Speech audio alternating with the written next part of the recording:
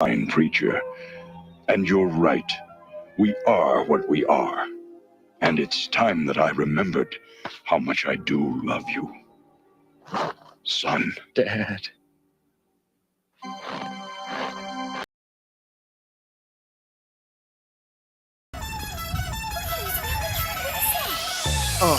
In the sky, it's a bird, it's a plane.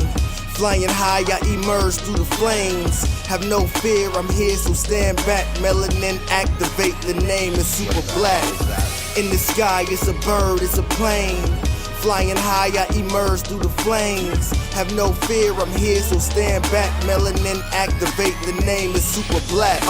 Imagine that, a future that's super black. Long as your skin brown, your superpowers intact. What would your powers be? Just hope it ain't super whack. Spatial manipulation, create a portal that's black. Maybe just super speed, time travel to run it back. Or cheat manipulation to keep my spirit intact. As I encounter evils the world face, demons the world makes, I'm needed the world at stake. Rest in peace to Chadwick, they killed all the Black Panthers. Told us white lies, I still marvel at black answers. Suits in DC, pray it lead to a civil war. It ain't no Justice League, what's the need to be civil for? Propelled like the juggernaut, it's clear ain't no stopping this. The world in grave danger, who can stop the apocalypse? They killed all the heroes, the new ones don't really care. But if you need me, put your fist up in the air. Yeah, in the sky, it's a bird, it's a plane. Flying high, I emerge through the flames. Have no fear, I'm here, so stand back. Melanin, activate, the name is super black. In the sky, it's a bird, it's a plane. Flying high, I emerge through the flames. Have no fear, I'm here, so stand back. Melanin, activate, the name is super black. Hey, everybody, we are back Thursday. Another special show for Blurred's Eye View. I am your man on the wall, Chris Fury. Thank you for tuning in. If this is your first time here, thank you for watching us. We'd like to leave you entertained, encouraged, and educated. Thank you for tuning in. If you're watching us, this is your first time, thank you for showing your love on the YouTube channel. Remember to hit that subscribe button and notification bell.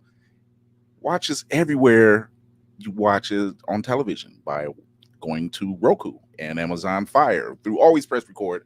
Thank you for Trey Lawson out there for giving us a chance and putting hands on us and saying, you know what, I need you guys for this type of show. Listen to us wherever you listen to your podcast, including Opulence Radio and everywhere you listen to your podcast.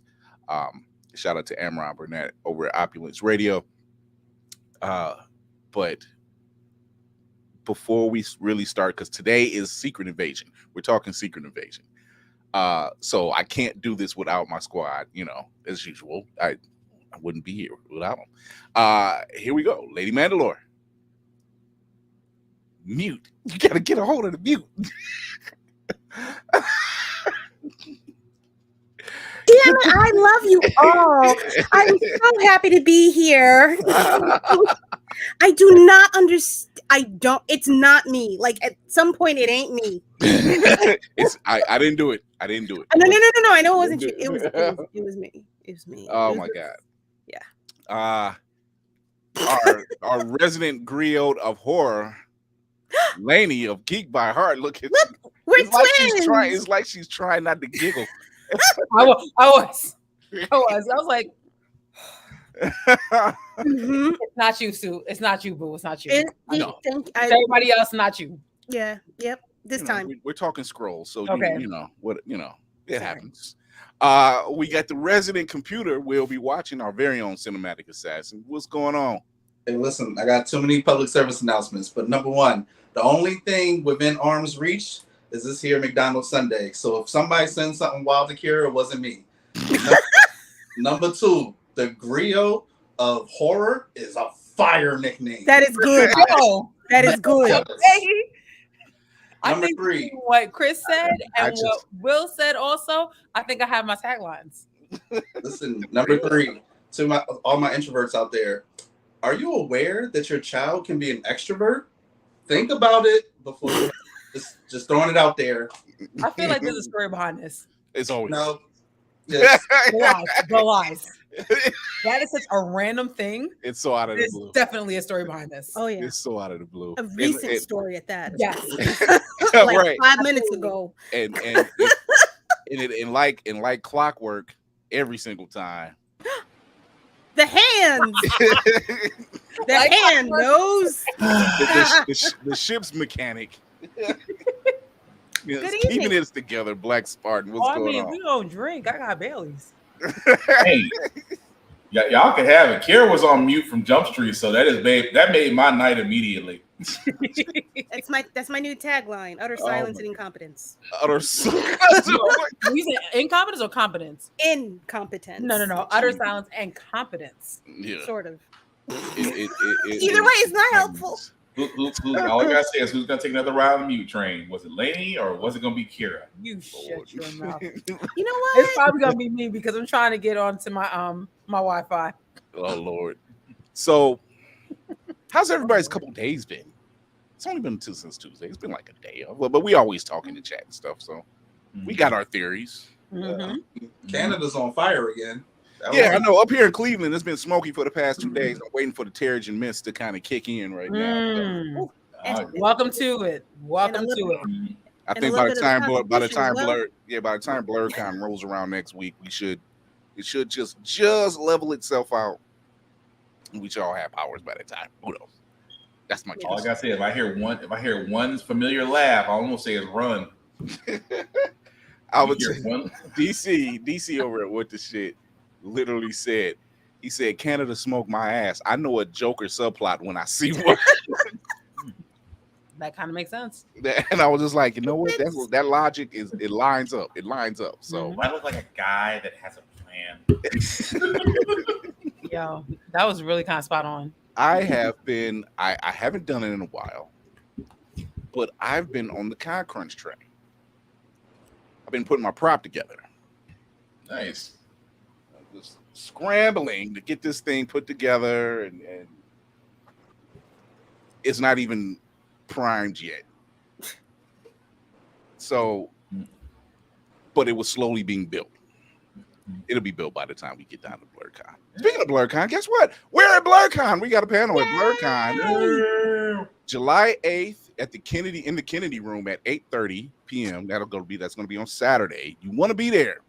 Representation, POCs and representation in media, geek news, and one crazy ass game show with giveaways.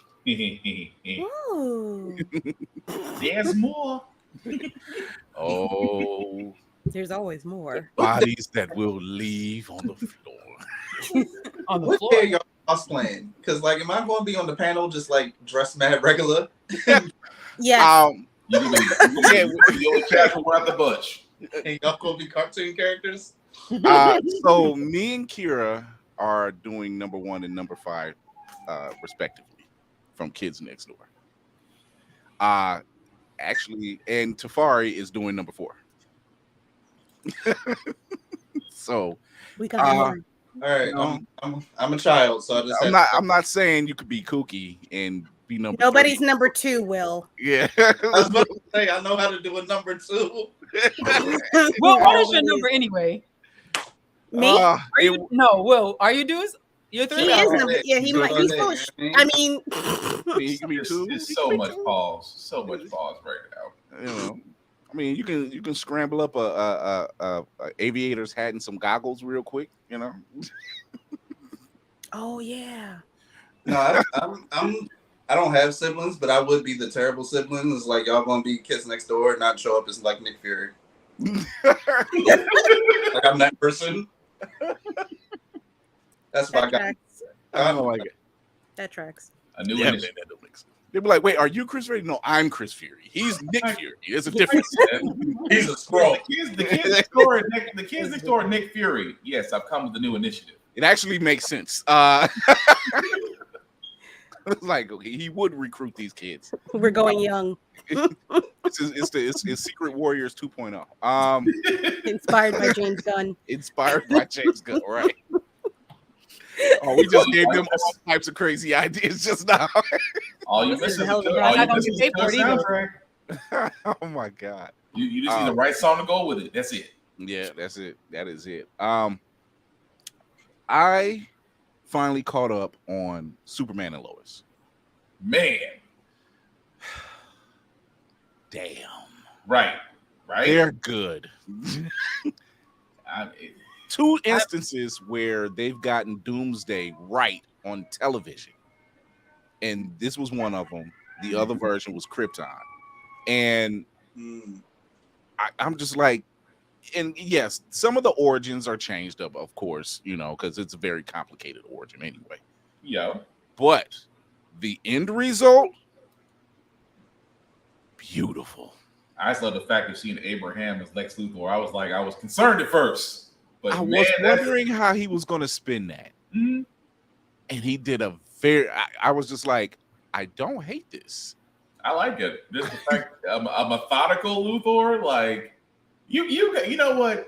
You got to have a hell of agenda to walk out of prison to your arch enemy's doorstep and then be like, I just want you to retire. Motherfucker, you just walked like 40 miles and then got picked up. He timed that. He was like, all I need is my watch. And I'm walking out the door. He walked right out the gate. If that was not the greatest sync use of Uber I've ever seen in my life, where Otis like, you right on time, Otis. Otis is like, bruh, I could have picked you up from prison. We could have went. You could have done your stick. We could have left. So now I got to fill twice. I can never remember his name, but he played Abraham on Walking Dead. I can't think of his name. I know you're talking about Elise. Yeah, but he's playing Lex Luthor. Mm-hmm. And I'll be damned, it's really good. Like, it's scary good. Like they show him in prison because they slowly built up to him showing up. Uh-huh. They show him in prison, and when I say take the big dog down first, did it without lifting Michael Cudlitz. Michael Cudlitz was his name. I had to look it up real quick. He did it without lifting a finger. Mm-hmm. He did it Lex Luthor style. Like, okay. But and he called out every last one of them. He was like, you're going to lose your teeth. Mm-hmm. You're not going to be able to walk. Those clippers are going to be mine, and so is that cell. Mm-hmm. But the funny part about that whole thing came straight out of Superman's legacy. Yeah. That's all I was like, you mother... I was like, it took me a while to recognize it. Like, wait a minute, he's using dude as a seat, and he's got the whole mother. I've seen this before. No, this is what he does. He does. Lex is sitting there because the guy he said you're going to lose your teeth actually ends up becoming his waiter. He was just like, "What would you like, Mr. Luthor?" He has no front teeth. His fronts are gone, and because he called it. He's like, his fronts. I was mad because why did it have to be the biggest brother in the yard? It had to be the you brother. Had him sound like Bobby Boucher. He said he said the food will be ready in 20, and then next Lex does like this. He's bow, bow, bow. He was like, I had to adjust my seat. This motherfucker was sitting on somebody's back. Mm-hmm. And I'm like, oh, we that Lex. Which I am not mad about that at all. I'm really glad they did do that. That's why I was like, because we were worried about how he would come off, because again, we love Michael Cudlitz and Abraham The Walking Dead. That is a lovable character from that genre, but to see him translated to Lex Luthor in a different genre, in a different show, man, pulled it off. I give him credit for that. So far as listing goes for best Lexes in live action, Michael Rosenbaum and now Michael Cudlitz. Mm-hmm. I agree. That is a bold statement, sir. So I mean, he's bringing. John Cryer didn't do a bad job. He really didn't. Yeah. But it was a different. He was still methodical, but he was a different type of Luthor. But I didn't hate it. I was surprised that he pulled it off. It was a little dry. Yeah. A little dry. I mean, his typical villain speech, especially the one he gives to Tom Welling during the Crisis crossover, was actually hilarious. Yeah. It wasn't bad now, but I guess for Michael Cudlitz, he's more of the more physical. Like he's like he is physically towering, but it's more of a mental game. Like he could go hands with you, but he's like a slimmed down version of Kingpin. Yeah, thank you. Interesting. That's the best way to put Because Kingpin is like that. You know, they just see, oh, he's a fat guy. He can't move that fast. Wrong. Yeah. That ain't fat. That's all muscle. Only 2% of my He's actually kind of fast. Bless you. Damn. Yeah, you know, so he's one of those. Yeah, he's one of those. So. He sounds like what is it? The animated series Lex Luthor. Pretty close. Yeah. Pretty close, because animated Lex from Justice League and all those, he had a bit of a towering presence, you know, and he got physical on something. He got physical when he needed to, but it was very rare. That smug attitude was there. Like, who this man is beneath me. Who are you? Or Mercy, is this man on my appointment? I'm the chief of police. Did I ask you? I was like, damn. So it's definitely. I like how they're lining this up because they said that it is going to be a season 4. They're taking over to Max, but they're gonna. But we know they're gonna kill the budget, and it's gonna suffer because of it. Well, hell, they got rid of 90% of the cast. I was gonna say they cut a lot of the shows. They might actually bump the budget up. They might just redirect the money that they're saving in and put some of it into that show. When does that ever? It's a better production crew.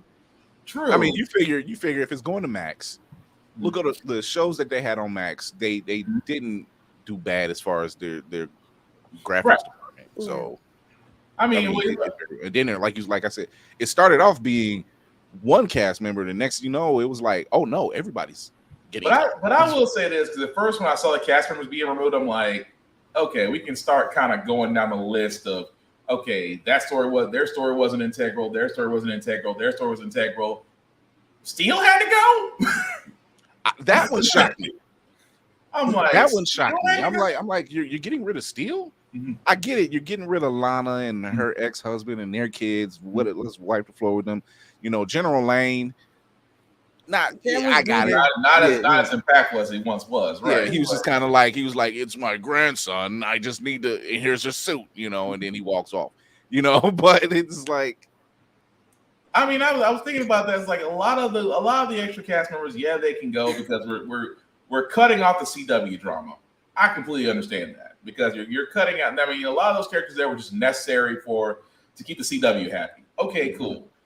I'm still worried because of how they left the season, and you're going to give us a final season in 4, which again is a question mark since it's going to Max. That's why I'm worried about the fact of will the writing be hindered? Will everything that because me and Chris have said this before. Superman and Lois is probably one of the better written shows that have come out of the CW and are still consistent past a certain season. Because, I mean, Flash was good up until a certain season. Arrow was good up until a certain season. Rinse and repeat. So that's why I was worried about the fact of it going to Superman and Lois. I'm like, I have concerns. I mean, I hope they don't just go lazy with it. Like I said, they cut a good portion of their cast. So like Lady Mandel said, they could very well take a portion of that budget, feed it into special effects, better writing, whatever. We know this our last season, we're going out with a bang. Right. Type of situation. I think the other thing, because ever since I found this out, I can't help but say, ever since they got bought out by that other company, the CW got bought out by that other company who was producing they're going a different route. History of Jesus on Sunday programming. I kind of get a sense of why they may need to move it to Max. I finally saw what you were talking about. Yeah. So I think that's why they're rescuing it from the CW, because they sure as shit are not about to have somebody that represents Jesus and not be Jesus on that type of show. You can't have Jesus and superheroes on the same network. Just don't. Yeah, when you're one of those hardcore Sit ones, you're just down. like, yeah, that doesn't work for my narrative. I'm like, what is your narrative? Jesus is my. You know what? Let me stop. I'm you for a like, second. the chosen one on the CW. I was like, Oh, Superman. Like, I don't think it'll make No. drinking games for this. LeBron James. I mean, they had Oh. Chuck, so they've had it They- before. yeah. So it's I have hopes for it. You know, I hope it doesn't fizzle out. I hope this move over to Max doesn't affect them at all. Mhm. And great show, really. In the way they, wow. I The whole time I'm watching it, I'm looking at it and I'm thinking to myself, Zack Snyder ain't got nothing on y'all, do they? I want to take y'all nailed this one. I still want to take a picture of Doomsday and be like, Snyder fanboys, this is with a smaller budget, and yet it's better. You were given a multi-million-dollar budget, and you gave us Clayface if he was in a microwave. it was. Let's touch on that for a little bit. Reference. Here's the problem with BVS, which is one of. I was about to say. One of many. One of the many problems with BVS is it's too many storylines. You have Batman versus Superman, which is the Dark Knight Returns. You have the death of Superman. You have the dawn of the Justice League. You have too many storylines, and then we're not even going to talk about their legs because I'll let James Gunn handle that one beautifully. He did that beautifully. He said what he had to say. He was like, "Oh, I don't want to see my Lex all crazy," and I'm like, "I see what you're doing. It's slightly petty, but I'm here for it." So he knew what he was talking about. Too many storylines. It's just too many storylines. You know, you could have given me just the Batman versus Superman angle. You could have changed your legs, called it a day. You didn't need to introduce Doomsday. You could have alluded to it, you know, because see, now you're dealing with the whole Doomsday thing, and then it's going into Dark Side right after that, or just kind of involved in the whole thing. You got a lot going on. It's actually, the whole thing is beautiful to look at, but hard to swallow. It's just hard to follow that whole thing and just say, okay, you got this going on over here. You got this going on over here. You got this going on over here. You could have stopped with introducing Diana. Done. Pretty much. Yeah, they refused to. They just wanted to microwave the situation. So it's like Iron Man, Civil War, Endgame. That would have been a crazy 3 movies back to back. I was about to say they had 3 full movie plots in one movie. This is what happens when you try to create a universe in a single movie. It doesn't work. That's right. They did have Deathstroke. Another robbery of that whole thing. Oh God, it was going to be so good. That costume was amazing, and the actor they picked for him was amazing. Yeah, I'm like, damn. Because see, at least at the end of that film, the Lex we got at the end of that film, I'm like, what is he on Adderall all of a sudden? He just it's like they got the doses right. Yeah, he was just like, I'm like, he's looking the part. He's on a yacht. He escaped prison. He's calm. He's collected. He's bald. He's a man with a plan. Yeah. He's like, we need to come up with a league of our own. I'm just like, where were you at the entire film? He had to lose his hair for it. I was like, good Lord, it took you staring at a painting in your cell to figure it out. Is that right? But that was the thing that was so wrong with Batman vs Superman. Like you said, too many plots, too many stories going on at one time, and it's not epic storytelling. It should be simple storytelling. Start with 1, then go from there. Not 11. Yeah. Just slow builds. Slow builds. Not a slow burn, just slow builds. Although it was a slow burn at the same time. That too. So is it the worst of the films of that universe? What exists? It's poorly put together. We've seen the worst, unfortunately. by the record, it just hit 210 million globally. I mean, so. yeah, the recent At least made their production budget back. Yeah, they're still. You know what? Worse than Flash. Huh? Actually, you know what? I would agree with that. The Flash was a worse movie than Batman vs Superman. I will agree with that. No, he said the worst. Yes. Oh, that's what I took it as. Yeah. Yes. Oh, wow. Out of the entire. Nah. Wonder Woman 84. Wonder Woman 84. No, that's cringy. Oh, no, Wonder Woman. That is still cringy. So That is. me, I get that. I tie that with Suicide Squad. See, it's there's worse, and then there's cringy. Wonder Woman 84 was hella cringy. that means it's worse. I didn't make I don't know this. if it made sense. Hard. Don't get me wrong. 2.5 hours to tell an hour and 30-minute movie was definitely over too much. That part. You made her seem like she discovered her powers because she decided to treat her arms like a bird. We applied the flying principle to this. Yeah. It's like I'm like, I don't know how you managed to come out the gate fairly strongly in your first appearance. Mm-hmm. You know, I think it was like 800 million. You know, strong first showing, great showing for a first time theatrical feature for you, for that character. Amazing. Let's bump it up a notch. You know, you don't have to hark on the whole we know what the cringy part was with the whole Steve Trevor callback. You could have had that in flashbacks. You know what? I'm gonna be honest. They really made fun of the Keystone that way. It's like, wait a minute, I can create nukes out of thin freaking air. But you couldn't bring Steve Trevor back. You know, you had to put him in the body of another guy. You know, it was. I don't see him. I only see you. Well, in the case of Law and Order, that's seen as. I'm just waiting for Ice-T. I'm just waiting for Ice-T and Mariska Hargitay to show up. Like, you up with us? Like, we think you had some problems. Mm-hmm. So yeah, it's.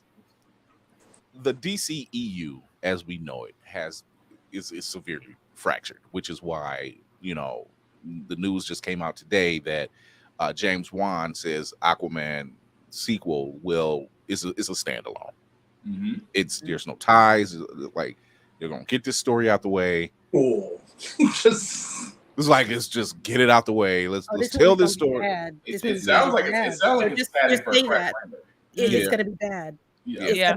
And I hate that for Momoa, which it won't hurt him because he got something in the can. Yeah, he got something in the can with Gunn. That smile on his face. He's like, you know what? I did what I could. I'm just gonna wait my turn. I'm gonna wait my turn on the DC studio side. Oh, he was quiet for so long until he recorded him taking that phone call, and he was just happy as man. It don't make sense though. Like, if the movie is so standalone, it's after their version of Flashpoint. It's not connected to what's coming next. Why not give it the Batgirl treatment? Why are we not? For starters, too much money into that probably. Yeah, for starters, they gotta try to make some kind of profit. Yeah, for starters, that movie was supposed to come out before Flash. Yep. Hence, leading to that whole bar scene. You know, but. It was such a drop off, you know, especially after he cussed him out in Peacemaker. Mm-hmm. You know, it was like, all of a sudden, you know, buddy, like, yeah. But like Lady said, too much money got invested in it. It's the Flash problem all over again. When Reverse Flash decided to show his head, you were already past the point of no return. Shelving it would be a loss, so you did a dice roll. You said, well, let's throw it out here and see if we can recoup our money. You're not gonna get it. Here's some other pieces about the Flash that didn't make sense when you look in hindsight.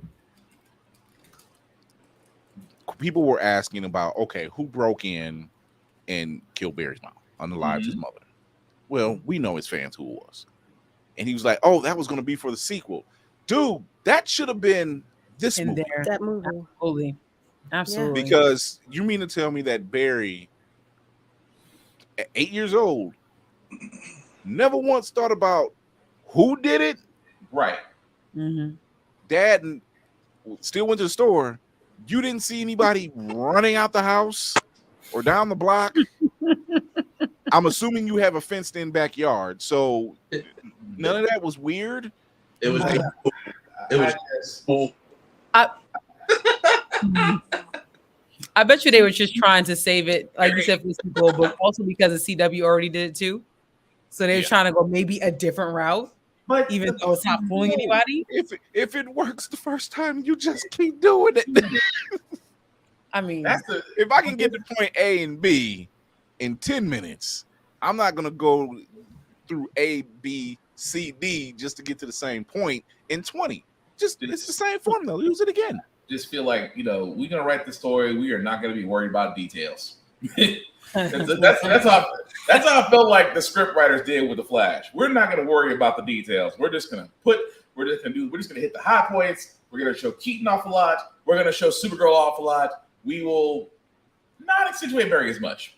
And then that's the other thing. A lot of the news they were talking about with Supergirl, they were like, "Oh, we were going to do it based on the success of the Flash. We were going to do a Batman Beyond." No, you should have just done Batman Beyond. And then you're saying, "Yeah, we were thinking about doing something with Sasha Calle too as Supergirl." I'm like, too late.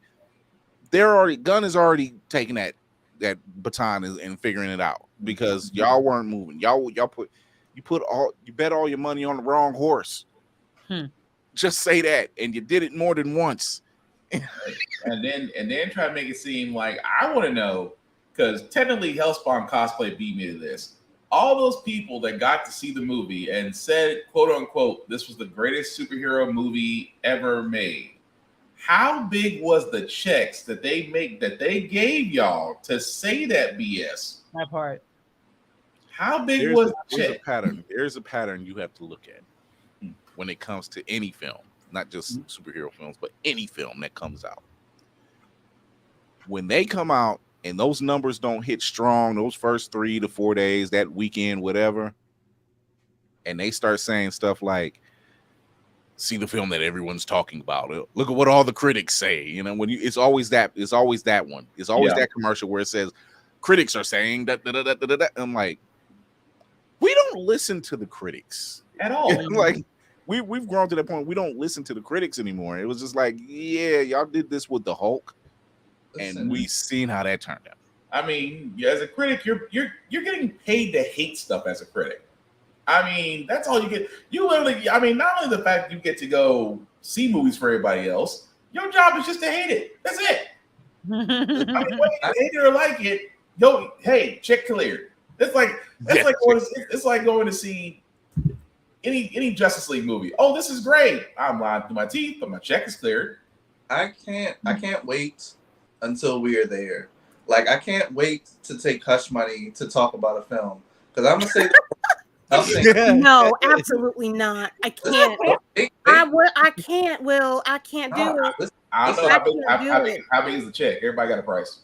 I'll take the money, but I'm still gonna talk shit. I'm not. I'll take the money. I'm one of them. I'm like you, Lady Mandalore. I'm like this. Oh, it's the greatest thing. You're gonna have to watch me on camera. It's the greatest thing ever. Thing. Be in between. Greatest. Kira gonna have to learn ventriloquism, because that face looks great. They're saying stuff. She'll have to really. I'll be either that or I'll be like in the background, like when they're interviewing everybody on the red carpet, and I walk by. Y'all gonna mess the money up. They gonna ask, "What did you think about the Flash?" Like, I could not believe my eyes. I like that. Ones that could be so multi ways of thinking about it, but you're not lying. Absolutely. It's a one of a kind. You will not forget it. Never have again. The visuals will have you amazed.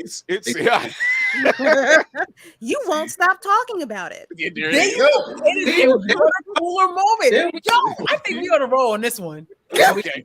No, I don't want to sell my soul. I don't want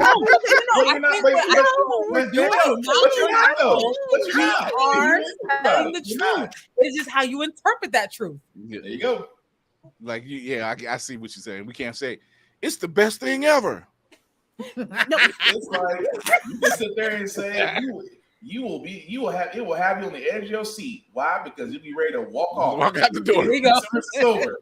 See how that works? Like, Fury, you said this and have us on the edge of the seat. I said, were you ready to leave? Yes. There you go. I got paid and I didn't lie. Everybody's happy. Exactly. So yeah, I mean, hey, cut the check. Everybody got a price. And There you this go. is why I have my rating system. IMAX matinee. What the hell did I just see? I'm learning that too because I really do like going at late at night, but with these last couple of weeks having back to back, matinee's been my best friend. You are June right. June has been a beast. Mhm. Good Lord. The wallet is like, please, sir, I can't take any more. Mhm. Let's take no more, Captain. You have no more passes, Lord. I hate to be the pessimist, but enjoy the rainfall. The desert is coming. Yeah. Oh, that's facts. Yeah. This Indiana time next Jones year is it's going to weekend. be. Yeah. Yeah. It's Because I try to keep up with the strike. I'm like, oh, and yeah, we're still going. All right. Yeah. Because this is month. What, 8 weeks? Mm-hmm. Yeah, month two. Yeah. Month But two. but it's weird that I forgot what group just negotiated their contract and got it done in like less than a week. The Directors Guild. Thank you.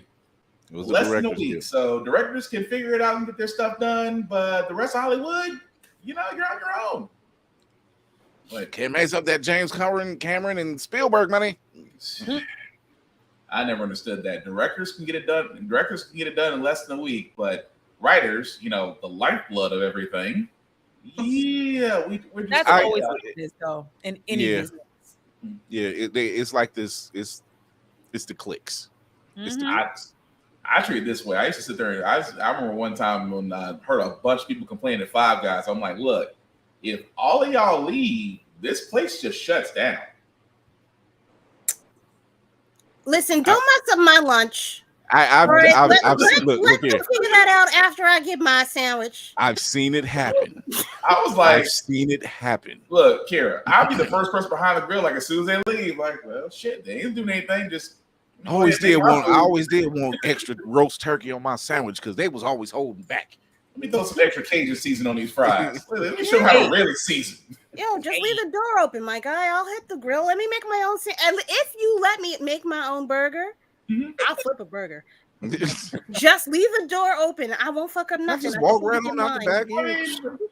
I mean, it's only been a while. I remember my days at Burger King. I used to know how to do it. Come here, just look at the grill. I was a KFC girl. I couldn't do it. Yeah, it's All over here. bad move. It was rough. I did rallies, and I was just like, you know what? After about a month and a half, I'm like, yo, this manager here, he gonna catch this hot. He gonna catch this hot spatula. I'm just saying. I mean that now. White The Castle hot spatula or the hot grease? The hot spatula. I had a. You can eat a bag. I had a spatula sitting on the griddle, and my cousin was working the window, and I was just staying ahead, because we was lunch rush. I only had three. I was just 3 burgers ahead. They were sitting on a warmer. They weren't even cooking, and he was always barking at people that worked the griddle. And it was him. It was always people that worked the griddle and people that just worked the griddle. He never messed with nobody that did the windows or the register. And one dude got pissed. He's like, it was time for him to take out the trash. He told him to take out the trash. He took the trash out, never came back in. Yeah. And then I seen it happen again that same week. That following week, he was talking crazy to me. And I looked at my cousin. She did like this. She knew. She knew that was coming. She was like, I'm like, you know what? I got like an hour left. I had some good times. I'll be at the house later, cause I can't say that. See, all the stories I have from my old job, Burger King, like watching a pimp and his associates come in, and then they're all taking orders, but that nobody's not saying anything. This dude had on the loudest blue suit I've ever seen in my goddamn life, and his 11 associates. 7 of them named days of the week. I kid you not. That's how you keep your rotation straight, sir. What's the problem? I was still laughing because they were answering. He goes now Monday. What you want? But You gotta Daddy, differentiate. all of them call him Daddy. So it's like Monday, Tuesday, what you want? Well, Daddy, I want a number no. this, number Oh this. no, Will. Oh, Oh God, mayhem is what's a mayhem. No, I got, like you said, he walked in with 11 people. Yeah, 11 people. So it's only 7 days of the week. So what was the other 4 names? Memorial Day, Labor Day, Christmas, and Thanksgiving. The messed up part. But it has to be a normal one. It has to be a normal. There was actually one named Kitty P.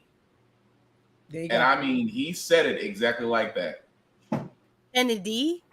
Uh-huh. Okay. Kitty P. Like, Kitty P, what do you want? And I'm just sitting there like, this is just awesome because all of them were sitting there just waiting to take their orders, and he's looking at me like, well, which one do you want, boy? Huh? Which one do you want? Yeah. I mean, what you mean? And This in guy other is news, dark. in other news, as we announced earlier this week, we have a new Superman and Lois for the new Superman and Legacy film. Mm-hmm. And some of the fans were divisive. Some. They were very divisive. They were calling when you got Henry Cavill, but your mom said you got Henry Cavill at home, Henry Cavill light, great value Henry. Nixon was relentless. Nixon.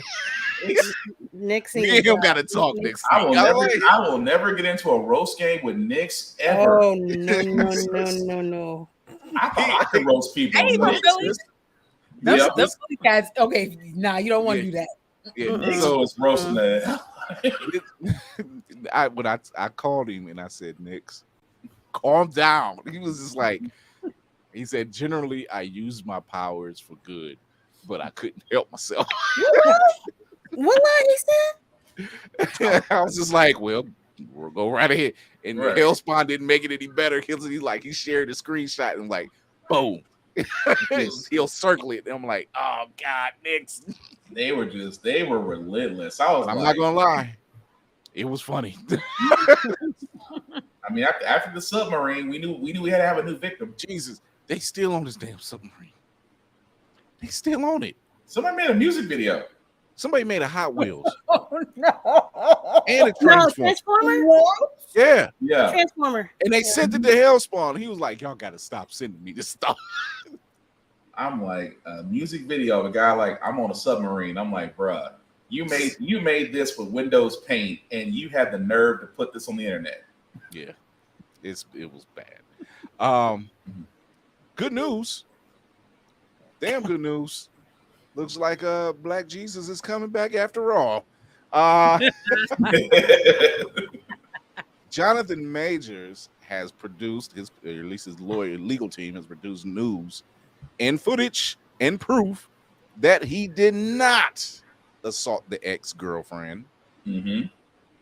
The Uber driver has already made the statement. They have the video. They actually arrested her for assault. He's the one that wanted to take it to trial. Mm-hmm. Yeah. And clear his name. Yeah. Prowess in the building. Yeah, the video's got to stop. I mean, yeah, the man's got to clear his name. At this point, he's like, well, because we were wondering what Disney was going to do. They didn't want to. Oh, they're ready to move forward. No right. sooner this strike lifts, they're just like, all right, we can do it now. Because And they from a still might legal do it. standpoint, from a legal standpoint, they had to like, and it makes sense in the business sense. They were like, okay, what do we do? How do we move forward? Boom, writer strike. Okay, we got time to think. It was more of a blessing in disguise. Like, okay, we don't got to pull that trigger just yet. Yeah, That's so funny. Disney might be behind that riot strike. Then think about it. Oh, not the mouse. Not the mouse. The mouse is sitting there calling shots. He was just like, look here. Not the mouse going to the writers like, y'all hit the button. Listen, if it stops after this whole thing clears, y'all can't tell me shit. Yeah. I would be laughing if to see Goofy go around and just, if you stop right, they'll stop doing things. I just can't see that. I cannot see Goofy go. They're the council that we seen on Secret Invasion. That's what's going on right now. Y'all are Yo. terrible. Are Y'all are you- terrible. Oh my god. Are you a Skrull?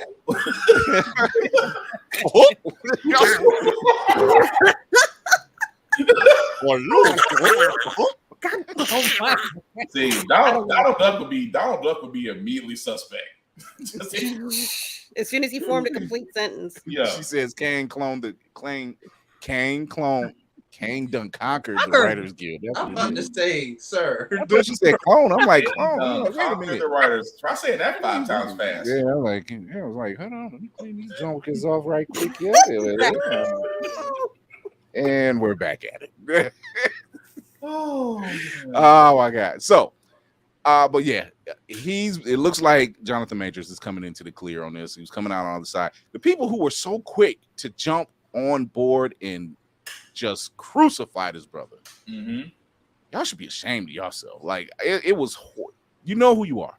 No, It looked bad. what was that one? The one guy on TikTok, King Lion. Yeah. That man. Kept said, receipts. Kept receipts. Oh, you Kept think I receipts. forgot? You think I forgot? He had. I'm like, this man. You know what? For a man, King that- Lion reminds me of, remember Jane Silent Bob Strike Back when they had that, they printed off all the people that trashed the movie and they went to, they just had all this money, so they individually caught airlines and went to their houses to beat them up. Yeah. Eddie, I like it. That's King Lion. King Lion was No, like, King- I kept the receipts. You King thought I Lion- forgot? Told you King not Lion is the definition of prep time. just That wait. dude is the definition of prep time. He's like, oh, y'all think I forgot? Let me go back to the receipts. And I'm like, he's got 10 or 12 people that were downing in him. It's like, y'all mighty quiet now. What's wrong? What's wrong? With the tooth floss. He was like, what now? I'm like, he on it. I was like, strap in. He's like, I got plenty on y'all. I'm like, this dude is the Eisenhower of TikTok. The Eisenhower of TikTok. Wow. This man got records on everybody. Oh my God. We're gonna take a quick break. We're gonna come back. We are talking about episodes 1 and 2 of the new Disney Plus series, Secret Invasion. Just bear with us, and let's just say try a little tenderness next time. Oh Lord. I was eating. What commercial? Hi there. This is a commercial break. This is your reminder to peep the podcast on all platforms and drop them a follow. And these are some more popular episodes that you can go ahead and check out after this one. Okay, I think I've bought them enough time for whatever they're doing behind me. Cut it, Chris. Here we go. This. Yes, Lainey. Oh my God. So we are talking Secret Invasion. Been waiting for this one. Me personally, I read that series. First piece of news that they told the cast was do not read the series. Now, before the fanboys and fangirls freak out, there's a reason why they told them that. It's a completely different storyline in comics. It involves more of the superheroes than anything. It makes sense for them not to read that. The dynamic is the same, being infiltrated in high ranks of power and everything else. That makes sense. Go with that, because see, now we got a whole espionage thing. People that, if you like Captain America Winter Soldier, if you like Falcon and the Winter Soldier, Secret Invasion is in that same vein. It's espionage. It's a spy thriller. It's all of this stuff. It's a broken man. Because Jesus Christ, Man, he is Nick not. Fury came back, bro. I didn't know he was gonna come back that broken. I'm like, yo, dude, they broke you. Like Dustin, you getting dusted broke the hell out of you. Yeah. I mean, valid reason to consider your existence? Yeah, that is some life altering stuff to be put into oblivion, then brought right back, it kind of messes with you, I guess. It does. Like not, and you weren't Exactly, technically yes. you weren't missed. Life Yeah. went on. Yeah, it's hard, and then It's the adjustment. I mean, he aged. He aged. My God, Nick Fury aged like he had white privilege. Yeah. Shut up. Jesus. Too soon. Well, Be let me do it offense. too. Too soon. Be offense. So God damn. So let's start with episode 1. Episode 1 kind of lays the groundwork for what's going on, what we're seeing moving forward. First off, like I mentioned, we get a broken Nick Fury. You know, he's obviously dealing with some stuff. Like he's been gone. You know, we're not sure how long he's been on Spear, but we know he's been gone for a couple of years. Which means he was dusted first, then came back, and then went up in space. Right. I just realized they sure as shit did not show him in Endgame at all coming back. Pretty much. And then he was. No, he was there at the end for the He was funeral. at the end. Yeah. For the funeral, but we never saw him actually come back when he when he But was. to me, I would not have expected him. He's not a fighter like that would have been able to hold his own in that. Yeah. You know what I'm saying? Yeah. He's more or less, you know, take 1 or 2 guys on, shoot them, let's move. Yeah. You know? But that, you know, that's what I'm thinking is that he, you know, obviously he got dusted, and then when he brought him back after the funeral, there was a hellified gap between the funeral and Saber. Yeah, that was a hell of because we didn't see him up there until Far From Home. Right. Right. And that's when we're like, oh, he's not even on Earth. How long has this been? You know, so because I mean, how long has the space station been up there? It's not like it was a brand new thing. Right. You know, he knew the Skrulls back in what, 90, was it 92? 92, 93. Yeah. You go by, 95. So he knew them then. So obviously this is something that's been in play already. So, you know, obviously he's been up and down, back and forth. So I guess them times where we didn't see him, he's off world. I mean, for him to walk freely like that and be in a beach setting, that's not really the beach setting. Right. He's comfortable up there. So, I mean, he knows the people. He knows his way around. So technically, Marvel's ship didn't get destroyed, so. Wait a minute.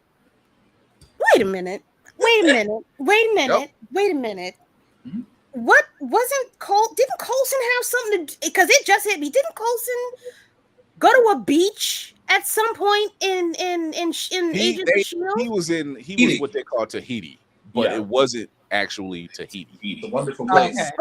Okay. But it's triggering. I have an issue. They had him. He was actually on the. Yeah, he was Yeah. actually on the slab. Yeah. And that's what they were doing. They were just kind of. Tahiti was an LMD program. Yeah. Okay. It was just kind of keeping him going, you know, looking like why they got him together. He wasn't physically on Spear. Saber. I feel you, Saber, Kira. I'm sorry, yeah. I know because Something in the milk ain't clean. I don't like this. It's called squirrel blood. I don't like this. And they already like mentioned Coles. And they mentioned. Okay, I'm gonna shut up. Yeah. Okay. Yeah. This is why. So obviously we get introduced to Everett Ross. Last time we seen Everett Ross, he was being broken out of holding by the Midnight Angels, aka General Okoye. You know, so and then we see him here. So the first thing my mind is going to is I know you would have went back to work, but how did you get into this? I would have thought you would have went with the women somewhere and been in hiding. Right. You know? No, I'm not gonna front. I didn't remember. Yeah, so, I'm not gonna front. I remember. yeah, so I found that to be a little, but then my questions was answered quickly. You know, turns out, you know, it's a Skrull. The whole time he's talking to that agent, and the agent is just like, yeah, this is going on. All these Skrulls are here. And he reminded me of Charlie Day from Always Sunny in Philadelphia. When he's doing that whole thing, he was like, there is no Martha in HR. There's no Carol in HR. Who's Pepe Sylvia? Who's Pepe Sylvia? Pepe Sylvia. They keep telling me about Pepe Sylvia. There's no Pepe Sylvia. And there's no Carol. They said Carol in HR. There's no Carol in HR. That was perfect because I was like, I'm glad I'm not the only one that saw that. I'm like, he's like, the Skrulls exist. They're there. They're out there. And you see Everett Ross character like, okay. He kind of had an eye roll moment. He had an eye roll moment. Yeah. But no, that was good. But yeah, it does kind of beg the question because where is Ross at the time? It's already a question of where Fury has been and why has he been fast forwarded as far as aging goes. I mean, the fact that he's rolling around without the eye patch and just with the exposed glass, well, I guess it's called the glass eye. Even more so, it's just like, and Talos is still around, which I love the guy who plays it because Ben shot. Yeah, him and Fury just have that dynamic. It's like it's not like a love hate, but it's like we have to work together. But it's, you know what? It's Lethal Weapon. Yeah, exactly. That's what it is. It's Lethal Weapon. It's the Lethal Weapon dynamic. That always works. Yeah. The old white guy, the old black guy, they're both one's grumpier than the other. You know. Man. Fury is aging harder because of all the stress post snap. He is on the Obama plan. If you look at when that man came in the office versus when he left. Damn, you ain't lying. He had more white hair than white folks. He did. And then again, it was just like, you know what? I mean, we see it with Fury, and especially in episode 2, we see it with Fury. Like after he, basically shows his balls, and then he walks off. He goes to a secluded area, and he's just like, now, okay, see, I'm gonna. This man is stressed. All right. I think he's stressed, but I think it's because shut up, Chris. Will. I think it's because I've got my conspiracy theories. I think it's because he thinks that Rhodey is a Skrull, and I think he gave him tells that only Rhodey would be able to tell, and he's like, shit. The Skrulls are next to the president. Mm-hmm. Yeah. They've infiltrated. How do I get through this? So for those who we're talking about it in scene in episode 2, and I'm looking at Rhodey and I'm like, help the brother out. Like, it's weird. It's weird. And he's straight government stooge, and I'm like, no, that ain't. Fuck you, Rhodey. Fuck you. That's the thing is that I'm not buying. Like, the more we watch these episodes, we're always looking for what's the tells between who is Skrull and who is not. And when you look at Rhodey, it's like, wait a minute, this is the same guy who pretty much told Ross to pretty much give him the middle finger in Infinity War, only to turn around and be like, I'm out here cleaning out your mess, dude. Man. Like, look how many times you covered for your boy. Yeah. Yep. So I mean, and he was a known rule breaker. So like, what are they going to do? Arrest me? I'll buy my way out. So I ain't Tony, so I don't get the break because I'm not. My last name ain't Stark. Right. So in episode 1, we get a shock. We get Gaia. She meets up with her father. Father tells her, yeah, your mom's gone. Mm-hmm. Like, and she didn't know it. So now she's kind of torn.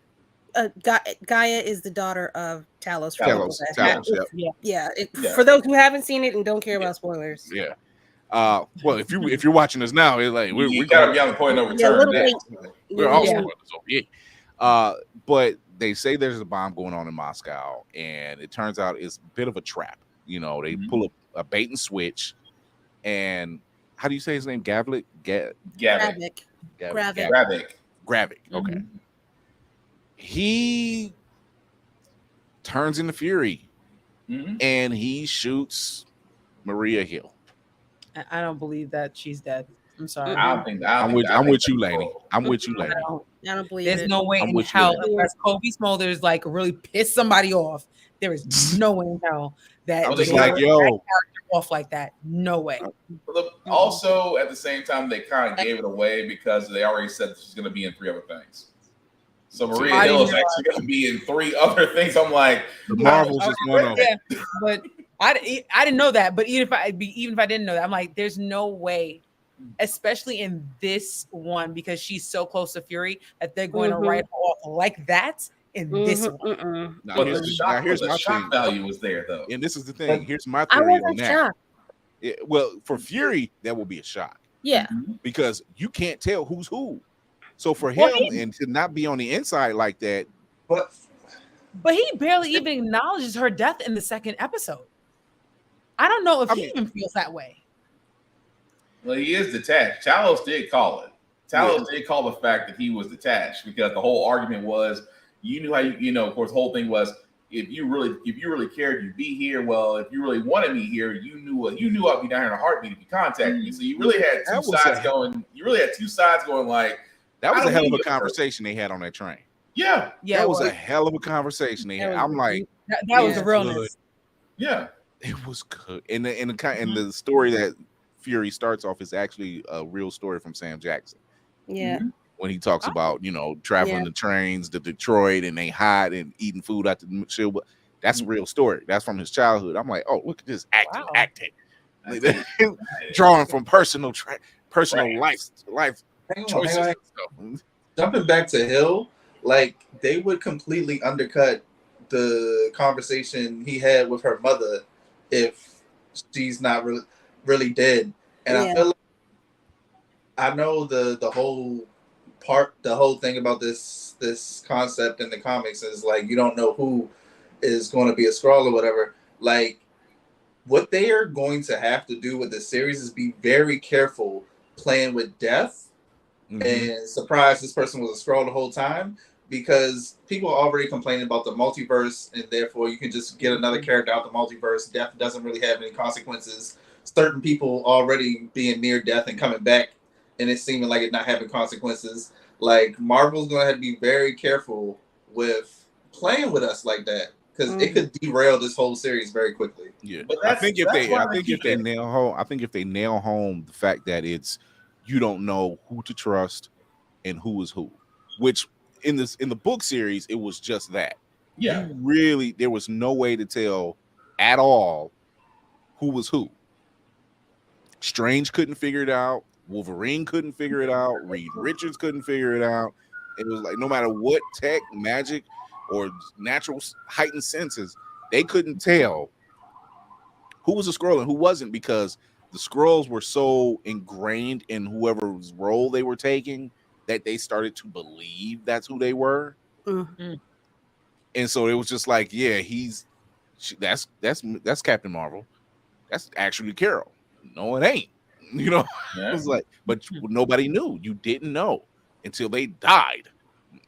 But that's the one thing I was worried about. Is like, because from a comic book standpoint, Reed Richards did actually create a device to detect who's a Skrull and who's not. But because he's not really been introduced in this timeline, it'd be too easy. It'd be like a red herring. It'd be too easy. It'd be a red herring. But at the same time, like you said, that's what I'm saying. That's why I'm saying now, to answer to Will's point. That's the reason why I think they're trying to keep it compartmentalized. We're not trying to go into the whole rabbit hole of who's a Skrull and who is not. But if we keep it limited, like we saw in the second episode, you in one room had 5 of the most powerful people that ran the world, and they're all Skrulls. Yeah. And it's like, that's all you need was 5. That's why there's a funny part when Talos is like, you think we need an army to take your world? We only need a handful. Yeah. A handful in the right place, and we basically run your planet. What gets me is their new Skrull general stating that when they mentioned the Avengers, he's like, I'm not worried about that. I already have a plan. You think I haven't planned for that? There's a plan. And I'm like, now you're like, who the fuck? Thor. It better be Thor. I swear to Christ, it better be Thor. It better be Thor. That's the only I swear to God. Oh my God! You wanted to be Thor? Yes, I don't like that. Love and Thunder. There is no reason for Love and Thunder. There is no good reason for Love and Thunder to exist the way that it is. Not the way that existed. No. Wow. Nepotism. That's why. Burn it. So you I can was see here. how I was like here I for. knew it. I was here for Bast and Valkyrie. That was it. And Bast and Oh, Valkyrie. You didn't really get a lot of either one. you got one quick shot of bias. That's it. Yeah. And I mean, unless you pause and freeze frame it. Well, see, I had a keen eye because, like, my theoretical ass. I'm sitting up there. I'm like, wait, you're in the pantheon of gods. Hold up. You're right. Now I'm scanning the room. You know. But it does mix. But yeah, but it's going to be interesting how they're going to do this now, because now not Samuel, Nick Fury has literally no friends, and it's almost like he lost a step. Like he played possum with his I guess you can call him his Russian counterpart friend at the beginning, only to actually be taken in and bug the place. But you can tell it's like they're trying to draw a deeper story between him and Gravik. Like we've seen him recruit Gravik as a child, and you kind of have this feeling like Fury really trained him, but you may have trained him just a little bit too well and radicalized him a little bit. Not to mention, probably upset him. Yeah. Oh, there's probably a fallout somewhere. Because when he says, when he says we had a plan in place, if you protect our planet, we'll help you find a new home. Yeah. And then they get dusted. Carol disappears. It just goes to shit. The whole thing goes to shit. You know. And Carol has been so busy, basically being a one-man army at this point, because she's just going from planet. First, you had the whole thing with Thanos. She's going to planet to planet, just trying to track this dude down. Because now there's a greater threat at play. Right. And so then you got that whole thing. You got the whole thing with her and Monica and her leaving her mother because she wasn't there when her mother passed. Carol got a lot of shit to explain. And really from the standpoint of knowing what she had to do, we're like, yeah, but she really had to do some shit, which explains her absence. But when you're on the other side of the fence, you're just like, you weren't here. We were stranded. What happened to you? How do you explain that? To where that calms their nerve or whatever. And it's like, we've been down here over 20 years or 30, 40 years. Where are you? And then Fury, he gets dusted and he just completely just drops off the map. He stopped trying. But it does make you wonder, though. Like Talos said, it's like when you came back and you could have found us, but you stayed up there. It's almost as if like you knew what we were doing. It's almost was it really the fact that he wasn't contacted, or was it really more of a personal choice? Or did he feel like he wasn't the Nick Fury he was when he got blipped? Did he lose a step? Did he lose a step and have to recollect himself and kind of got caught up in it? Because it's almost as if the hero of the story doesn't trust himself. Yeah, that's what it comes. It's a moment. It's a crisis of conscience. It's like, can I still do the job? Can I still be the person that is? Can I be the man on the wall? So in so many words, not take away from your moniker, Chris. Oh, no, because I took it from him, so don't worry. That's where I got it. The conversation he has with Talos and the conversation he has with Rhodey are probably some of the strongest conversations I've seen in episode 2. Did anybody get Kevin Hart vibes when he was talking to Rhodey? Yeah, it's like just all I kept hearing help me. Smart buy. It's just like I kept on hearing it the whole time. Help me, and he called out the black. He pulled the black card. He was like, "Look here, brother," and I'm like, "Here's the black card," but he wasn't wrong. But there was so much realism to that. It's like guys like, what do you say? Guys like us wouldn't be able to have power and responsibility because we did not have daddies. We did not have daddies with certain names, with certain last names, or the fact that we're not the guys that would be, would have that responsibility but be totally reckless with it. Yeah. And I'm like, did we just introduce realism and the fact that the fight of the black man in a comic book series? I'm so proud of you, Marvel. I mean, the fact that Rhodey was sitting up there in front of the UN or whoever, and Slovakia kept looking at him. He's like, if Slovakia turn and I kind of feel like it was roll a their eyes one more time. I'm gonna put the suit on and I'm gonna carpet bomb. What is it me or did he have a Giancarlo Esposito remark to it? He's like, Yeah. you know, we as Americans, we are so concerned with your sensitivity, but that's all you're really gonna get from us right now. I was like, oh damn, that is not a roadie remark, but all right. That's not very diplomatic at all, Rody. It's not. And see, that's what makes me question the conversation even more, is because the way he was talking in front of them and then the way he's talking to Fury it's almost like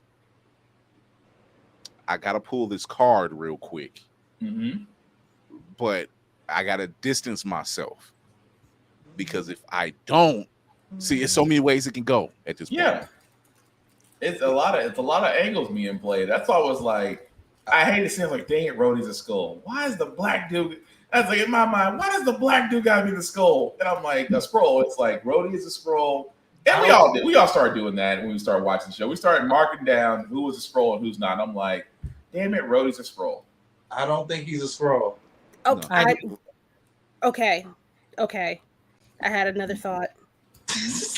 I like these conversations. Wait till next week when we get dinner. Kira's on her arts and crafts, and then like every Shush. wait. I think that that scene in the restaurant or bar, whatever, that could also be I can't talk. I'm sorry, y'all. I can't talk in front of Massa. I can't talk in front of them. So right. I'm pulling all this stuff to see how far you can go, because there was the one part that sticks out to me now is him pointing out you can't have is Fury pointing out that they can't have his DNA. Yeah. I think that's there's some that was weird. It's like a half and half type of conversation. Like he's trying to play the role, but at the same time, like Fury is kind of bringing something out of him. He's just like, yo, I'm a little pissed, dude. Like, you just did that. You calling me out, but I'm trying to help you.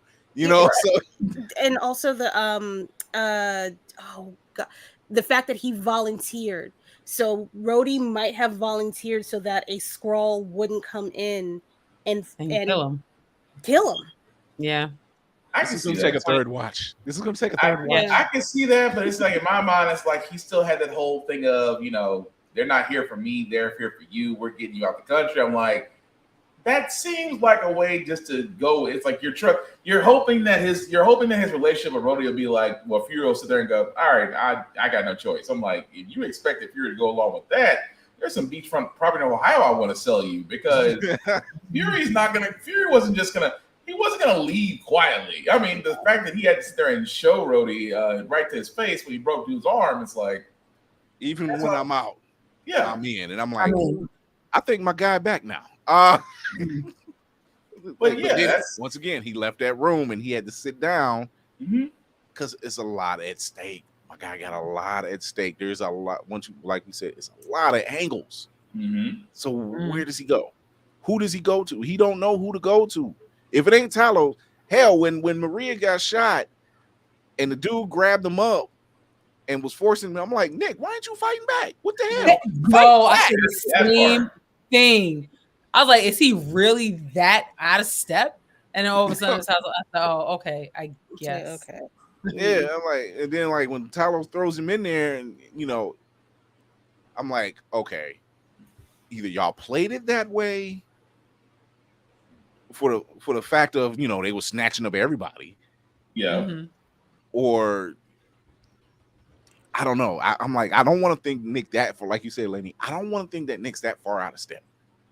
I get that he might have a lot on the line, not a lot of places to turn, not a lot of people he can trust, not a lot of people we could trust even before the Skrull situation. Yeah.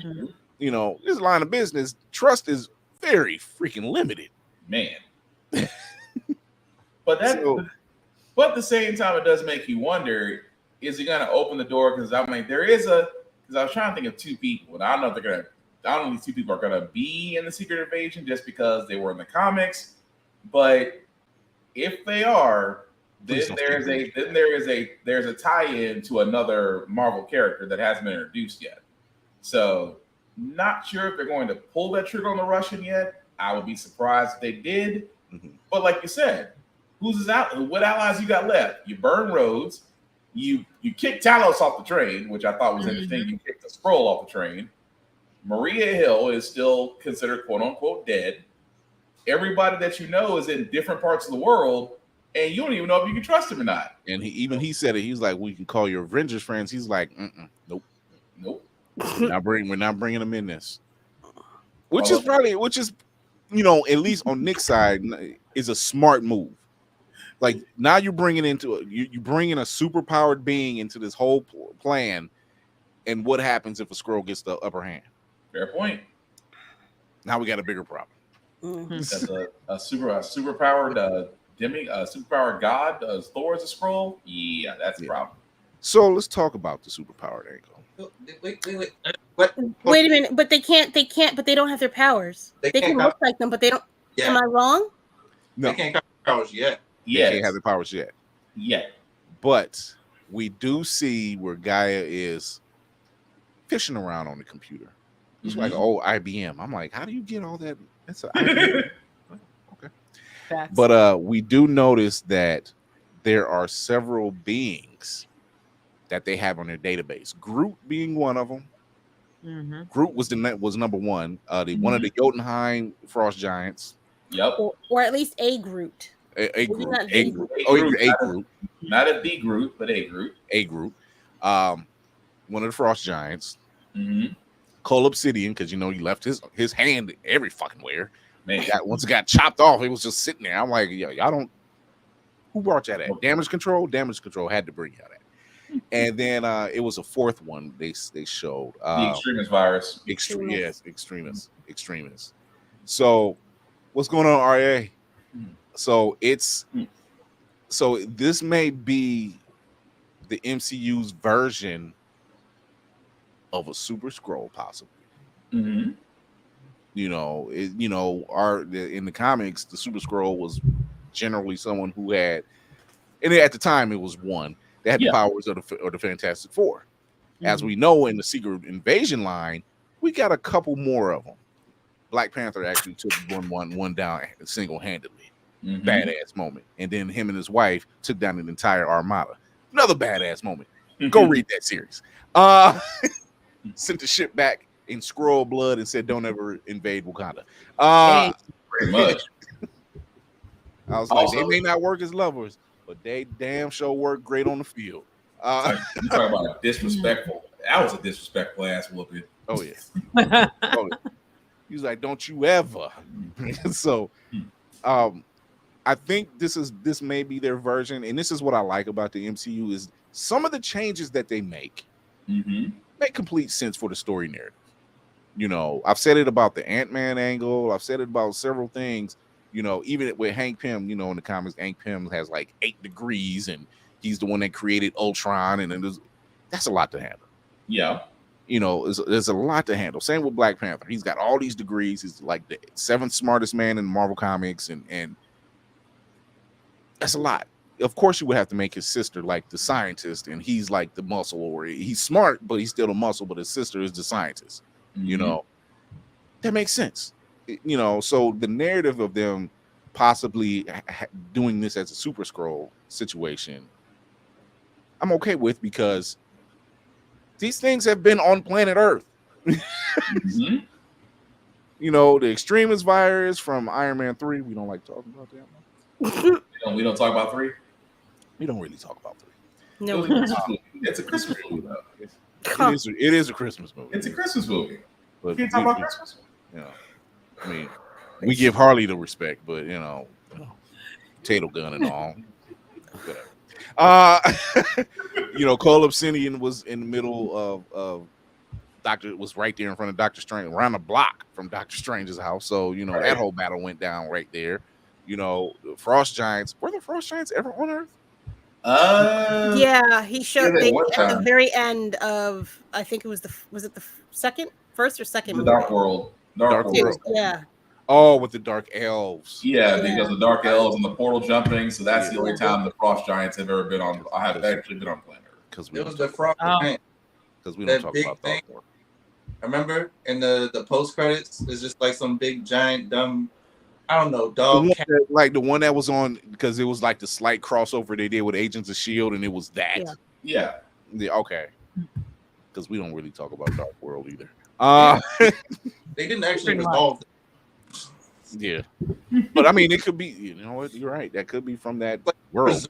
That we got it off of Earth, but maybe Skrulls or like Hydra or somebody just contained it in like it's in Area 51 somewhere, and they were just like, let's poke it with electricity and see how it responds. Yeah. Sounds like a damage control thing because they Yeah, really they started have- having their.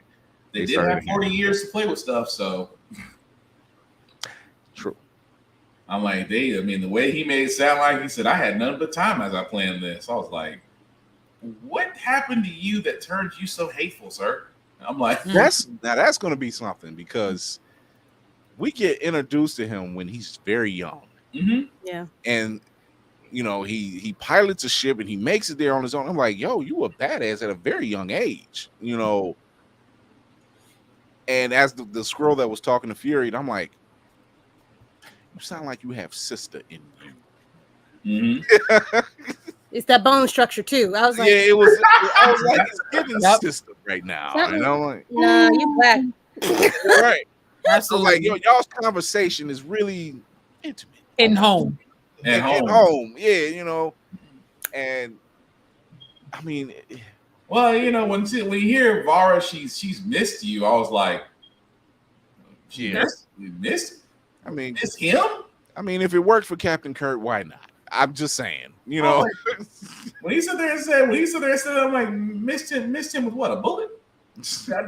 who Fury loving on? I was like, Yeah, because when he, I had to watch it again because when he said it, I thought Talos meant his wife. Yeah, you know, his wife, like, you know, because that's who he knows. Yeah, and I'm like, no, wait, that's not his wife. Wait a minute, you know. And So, like I said, I'm not gonna hold you. That ending, and we. What did you say, Kira? Because you said something. That ending. What did you say? You're supposed to. I mean, I wasn't mad at it. I was just like, what? Yep. I'm like, I didn't know if I was more confused that Fury's married. Oh, he was with the. But he's married to a a Skrull. You know, Skrull. I'm like, a Skrull with natural black hair. That's the part that killed me. I'm like, out of all the faces, forms she picks, a black one with natural hair, and I'm just like, and with the sass to match. And I was like, hold up.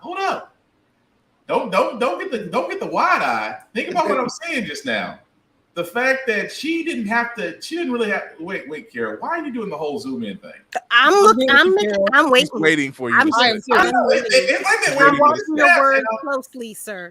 It's like they're waiting for me to snap, and all I'm sitting there saying is, are we surprised about the fact that Fury's married to a Skrull, or the fact that the Skrull literally picked something that was equally natural to them? So I'm glad you said that because I'm going to quote that statement. I'm going to quote Cameron Horn, aka the Blur Girl. If you can leave that up. Yeah, wait. I'm gonna help him out. How you doing? Okay, as best I can. So Cameron Horn, aka the Blur Girl, stated that she says Priscilla came from an oppressed race of people from another planet in an asylum and chose to appear as a Black American woman with natural hair. I have questions. My thing is, for me, I'm like, she's probably realizing just how much alike our people are. Okay. So why not? You know, I feel a synchronicity with Black people. That's why I'm saying I'm not against it. I was just surprised when I saw it.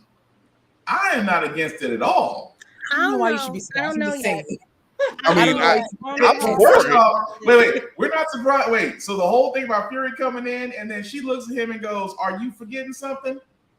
We've all heard that was a black woman right there. That was a black woman response right there. Are you yeah. forgetting something? And we as Black men gotta be like, shit. Tighten up. Yeah. Tighten up. And then at the same time, he's like, "Oh, he doesn't apologize." Goes to get the ring and does what we all do. Yep. puts it on. It I should was be just off. like, I'm like, yo. And I'm like, okay, he's a super spy. This is nothing normal. This is nothing out of the norm. That's one thing. But he's married? I was just that's the part I was like, I kept on saying to myself, there's got to be an angle. There has to be a cover here. Because I'm like, are you playing a role? I was thinking to myself the whole time, saying, nope. He hugged her like he ain't seen her in a few years. Like, just come here for a second. I don't even want to kiss. Just let me hug on me. I just need this right now. I just need this embrace for a second. Then so now this is the question. We've seen a broken Fury, but is he really broken, or is it because he was missing his wife? Hey, little column A, little column B. Like, okay, you got dusted. You were gone for 5 years, according to your wife, unless she got dusted too. We don't know. You come back. We don't know if she was on Saber with you or not. We haven't gotten to that part of the narrative yet, but we do know you were missed. Yeah. Apparently, you guys have been apart somewhere for a duration of time. And there's a story there. That's the thing. And you had to have had contact with her. It was probably just limited. Yeah. And with whom, because you may not be able to directly do it. So it may be through whomever. Because that whole, like, once again, that conversation that him and Talos have on the train. Like, Talos was the medium. Talos was literally the middleman. Like, you can tell the fact of how he was trying to relay stuff. Yeah. He almost everything short of, like, you need to go see your wife. That's what I got from that. It was almost like, you really need to go see that person. Now I'm gonna watch it again. This is what I love. All the Marvel series, these Disney Plus series that they had, deserves more than one watch. Yeah. It's layered. They're just very multi-layered. And there's a lot that's going on, whether it's What If, whether it's Loki, WandaVision, Captain America and Falcon and Winter Soldier, and even She-Hulk, just for the comedy aspect of it. And now you getting Secret Invasion, and you're just like, it's a espionage, it's a thriller. You want to understand, like, what the fuck is happening? Pretty much. The fact that people are saying, oh, it had the lowest viewing, and I'm like, you know what? That's because it's not fatigue. It's the fans who were fans of the films that are falling off. Oh, we're tired of it. Oh, give us something new. If it's not a known hero. Yeah, it's not a popular hero. You ain't ready for that conversation. Yeah, you can't have that conversation with us. You ain't. If you ain't on this train, then you need to get off like Talos did, because you can't. You have no authority here. You got to stick it in. You got to stay with it. Isn't that wild though, that that when we want to tell other stories that aren't involving superheroes, that people immediately think that they're not being viewed as much as the Marvel movies are, or how certain shows are, that it doesn't do well. And I'm just like, there are some Marvel stories out there that aren't superhero based, right? That are actually great. Hawkeye is a fun series. Yeah. And what makes it fun is when Yelena shows up. Like, before at this point, you're just waiting for Clint and his story. Yep. But when Yelena shows up, oh, we got a different ball game now. That was still funny. Would you like mac and cheese? With hot sauce. And I'm like, you just trying to kill me. But with Yelena, you might be on to something. I was like, no. I'll try it. Not box mac and cheese, but I'll try it. Actually, sriracha mac and cheese ain't half bad. Yeah, so I'll try it. I won't hate it. Here, Lady Mandalore is not a bucket of spaghetti, all right? And she sold balls. I'm like, first off, it was delicious. So I'm never gonna apologize for that. But no, it's the whole idea of just that, like I said, a different story. And so when we get to Secret Invasion, it's like, oh, well, are we going to see any of I said, it's 6 episodes. But in those 6 episodes, we're still going to get a great story. But you're either one of two type of Marvel fans. You're one that just likes the superheroes based on their powers, and the fact that you're just in the powers of superheroes. If you are, cool, that's on you. But if you also love that in storytelling, great storytelling, we've already seen it in 2 episodes. Secret Invasion is going to be good for you too, but give it a chance. These are probably the same group of people that looked at Falcon and Winter Soldier and was like, "Oh, this is boring." Well, that's because you're not used to seeing the espionage side of things. Mm-hmm. This stuff goes on in their comics. This stuff goes on all the time. Yeah. And to get the Carl and to get the Isaiah Bradley story. Oh, the that story was political intrigue. Yeah. Shit, y'all sat up here and was raving about Jason Bourne, raving about Mission Impossible. These are political intrigue type films. And we got Baron Zemo dancing. The most requested scene in all of Marvel, and all you wanted was a dude just doing this the whole time. That's it. That's all you wanted. That dance goes with every rave song that's in Blade. Period. But also the Baron and John Wick. It was just like between that and the line that he gave, the defending Marvin Gaye will always stick with me. He's like Marvin Gaye. He's like Trouble Man could capture the essence of the struggle of the African American in 1960s America. This motherfucker, he right though. It's like I was sitting up there. I was like, I hate you. I was like Falcon. I'm like, I hate you, but he's not wrong. I was like, it's like you want to call him out, but it's like he ain't wrong. But again, shows like that. We're great. So that's why I'm like Secret Invasion, give it time because I still want to see what Khaleesi does. I think she's gonna be a turncoat. Not Khaleesi. She will always be Khaleesi. She's always She will always be Khaleesi to me. Mother of Dragons, yes. No, Khaleesi. But you're trying to compare this to like a Jason Bourne or a Mission Impossible. The problem is one, white protagonist. 2, they don't make any sort of qualms about who the other is. Mm-hmm. It's like, this is the good guy.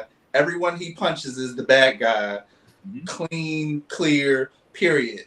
But like, I rapped with Kira on her show. Like, I felt like this was going to be a challenging show for people because it's like, 1, the politics of it. But 2, we dealing with all that shit people don't really like talking about once you're unclear of like whose side you actually stand on. Mm-hmm. When it comes to refugees and radicalization and terrorists and what makes a terrorist and who can be a terrorist, et cetera, et cetera. Mm-hmm. And then in episode 2, we get into the plight of the black man, the upward mobility of black men and black people in general, and the struggle to maintain power.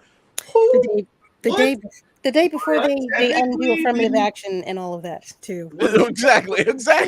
Timing is impeccable. To pull a devil's advocate, isn't that basically what X-Men 97 was? Just very light in how they did it. Yeah, they came with colors and bang and shoots, and they did. But it's the fact that Secret Invasion went harder than that. But it's not something we're not accustomed to. No, what I'm saying is like, you're talking about X-Men 97, like cool. Like, let's say it is the whole allegory of Malcolm X and Martin Luther King. What they do, they wrapped it into white faces and made superpowers and bang. That conversation between Rhodey and Fury, there was 2 men at a table having a conversation. There was nothing wrapped to make that more appetizing for the audience that it wasn't speaking directly to. The damn show spoke to us. It damn show spoke to us because when he was like, when we get in positions of power, and I'm like, when we wrestle, he said, when we wrestle positions of power and hang on to it, I'm like, I'm with you. Yeah, mm-hmm. I'm with you. Mm-hmm. I know what you're talking about. Mm-hmm. You ringing that bell, baby. I'm here. So let's do it. That's another reason I think Rhodey's not a Skrull, because I feel like his response, even though he might not necessarily like it, is equally valid. Because like, if one of us could be in a position to just sort of clean Clarence Thomas's clock right now, yeah, I He's doing a volunteer as tribute. black man in a position of power. I Yeah, will the take the first hit era. and be like, y'all welcome, because I couldn't stand them. Take them. Man, Take me away. Everybody wants to hit Uncle Ruckus right now. Nah. Everybody wants to hit. Everybody would love to knock out Uncle Ruckus right now. Every time I see that dude, I'm like, Jesus Christ, they need to change that law. Like Man, y'all keep the Yeah. positions forever. That's Yeah, no. that's insane. That's too long. That's way it too really long. is. So I think what we have in this series is and Will, you hit it on the head. Like, this is a conversation, and it happened with Falcon and Winter Soldier. These are conversations they're not ready to have, but these are conversations that are being had. And it's beautiful. It's clearly from an entertainment standpoint, it's clearly black and white. We know that. We see it. Like, even in Falcon and Winter Soldier, when he literally tells those politicians, you can pick up a phone and feed millions of hungry people with just a phone call, or stop a war. Mm-hmm. What's the problem? You gotta do better. Like, what is the issue? Like, you know, and he's calling, and it's the same when Fury is talking to Rhodey, and he pulls that, he basically is it ramps up. Yeah. We know what the conversation is, it just ramps up. Yeah. And he was just like, help a brother out. It was like, you owe me, I owe you. Who hasn't had that conversation? But that's what I'm saying at that point. That's why I'm like, that didn't sound like the Rhodey we know. Like, the Rhodey we know would have been like, look, there's levels to what I can do, there's levels to what you can do. Yeah, that's the Rhodey I'm used to. It makes it, and it makes me like, this is why I have to give it a third watch. It makes me really look at that conversation a little differently now. Mm-hmm. You know, yeah, at first glance, I was like, fuck you, Rhodey. Fuck you. But dude needed help, and like, whatever. And then you turn around and you hit him with, you're fired. See, I would have respected Rhodey if he sat there and said, I left something for you at the table, and had a note or had something that said, you know, go here or do this. I could have at least respected that. Even though it's too obvious. I get it. But like I said, when you go back to the whole dialogue felt like one person was talking to a brick wall. Mm-hmm. It didn't feel like one person trying to hold on to a position. It felt like one person talking to a brick wall. It's like, you don't understand. It's like, you don't understand the mess you caused that I have to clean up. And at the same time, I'm the only friend in the world you've got left. So I'm like, and now that you said that, I think he is stuck. Mm-hmm. I think he is the only man on the inside that isn't he's not he hasn't been compromised. But he's in a position where he's like, I need to hold this position, but not for the reason you're thinking. I need to hold this position so we can have the leverage. Yep. And I can still help you out. Because if I jump into this feet first or head first, I'm a dead man too. But with that also, I'm sorry, go ahead. But even when I'm out, he says it pointedly, I'm in. Like that, I think that was him telling him, I know what you're telling me. I understand. And then that scene after that of him being fuck. It makes more sense. Yeah. I hope the writers are this smart. I really, really do. I don't know if I'm giving them too much credit because the thing but it does suggest something. It does suggest that either A, Rhodey is a Skrull, or B, he's aware, but he can't give up his position. And it's not for the reason that you see it on face front, for face value. Yeah, it's not self-preservation. It's like, if I sit there and let them know that I'm onto them, then I just basically made myself a target. That makes sense, because when he was in front of that council talking, and the way he was talking as we would. If she rolls her eyes one more damn time, I'm gonna put. And then the conversation, and then like shortly after that, like when he's on the phone with him, he's looking around. He's like, okay, I know you've seen me, you here. But then when they meet up, they have to have this very poignant, very stark conversation, and it's almost like he switched gears for the same exact reason that now that I'm starting to think, I can't say or do what I need to help you because there's too many ears and eyes. Yeah. And I don't know who to trust. Like I Yeah. know for a I'm fact gonna I say- know about this problem. What the fuck you want me to do, homie? that- I know I'm good, but what you want me to do?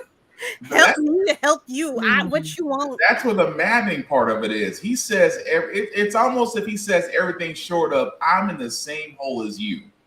I can't say it, so I have to somehow communicate this with you without actually saying the words. I know exactly what's going on, but if like I said, I can't do anything to help you because if I do, we're both dead. So is it reading too much into it when Nick decides to break the arm or hand of that security detail? I think Rhodey doesn't even flinch.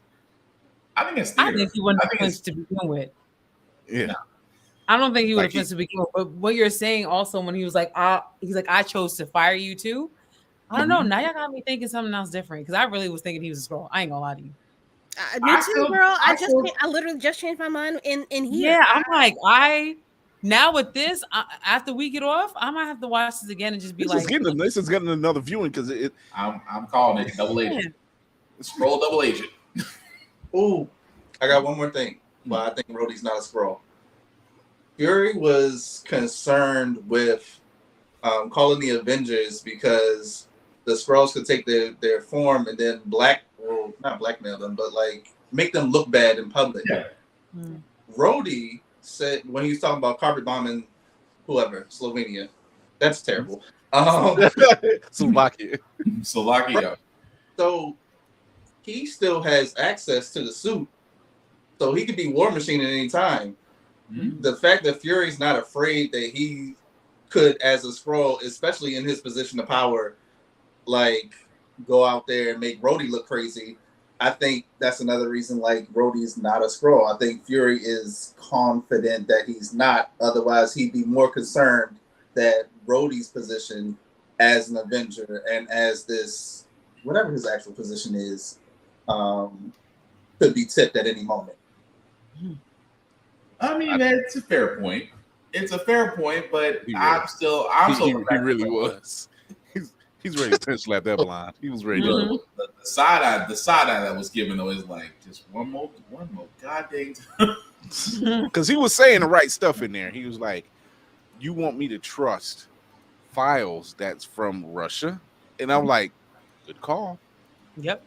Damn good call. I was like, that was a good That is line. definitely 2023 and definitely 1990. Like, right. Timeless. So I feel, and it does. Just talking about it with other people and seeing and just getting these breakdowns it just makes sense. It makes sense to see what's going on, why it's happening, who's who, because we can't have WandaVision again. WandaVision, yo. Everything was Mephisto. Everything was Mephisto. I call Mephisto I see the patterns on the wallpaper, and I was like, "Yo, would y'all stop? You just let this thing play out." It was driving me nuts.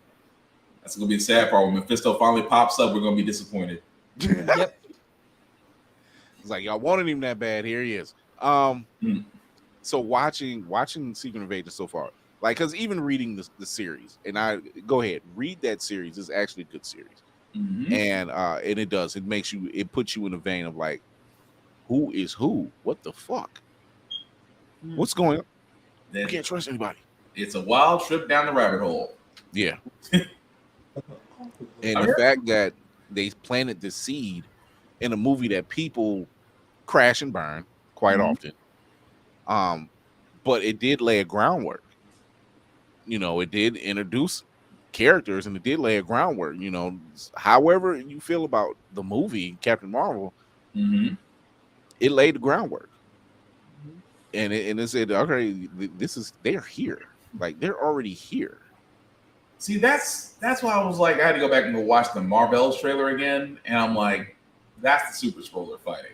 Yeah, that has to be the Super Skrull fighting. Some variation of it, yeah.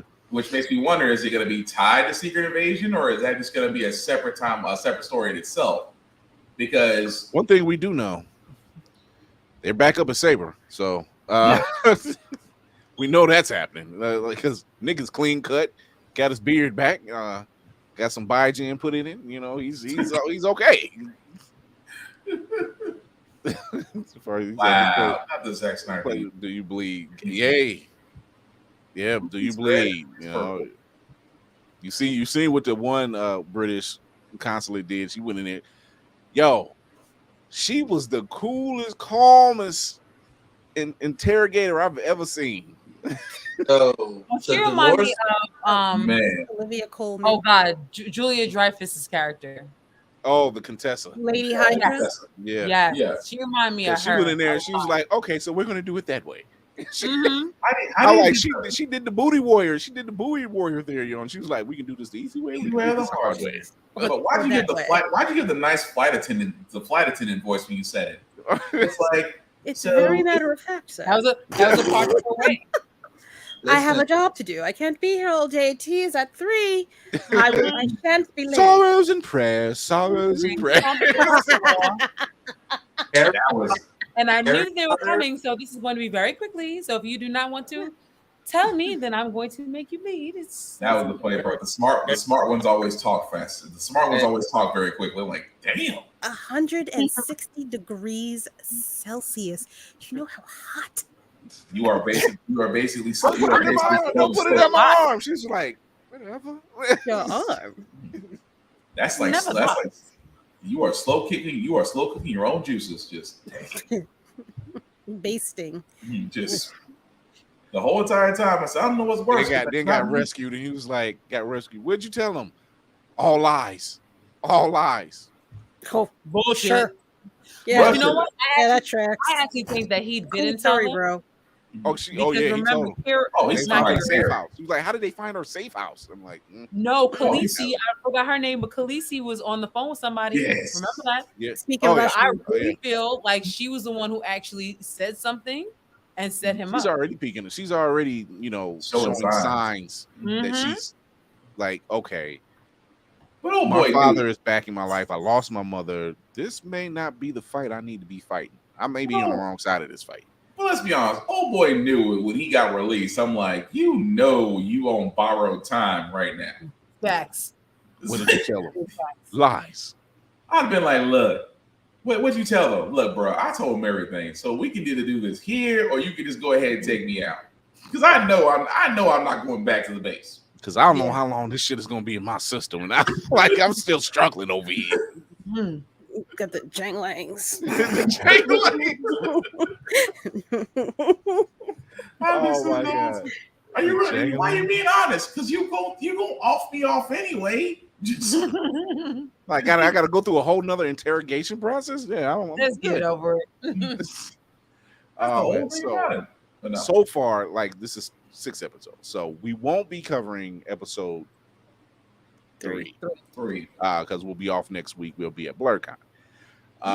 But the following week we come back for our final 2 episodes of the season, and we might be able to get those 2 in because we actually have 3 guests coming on. So for the final and that's going to be our final episode is July 13th. That'll be episode 150.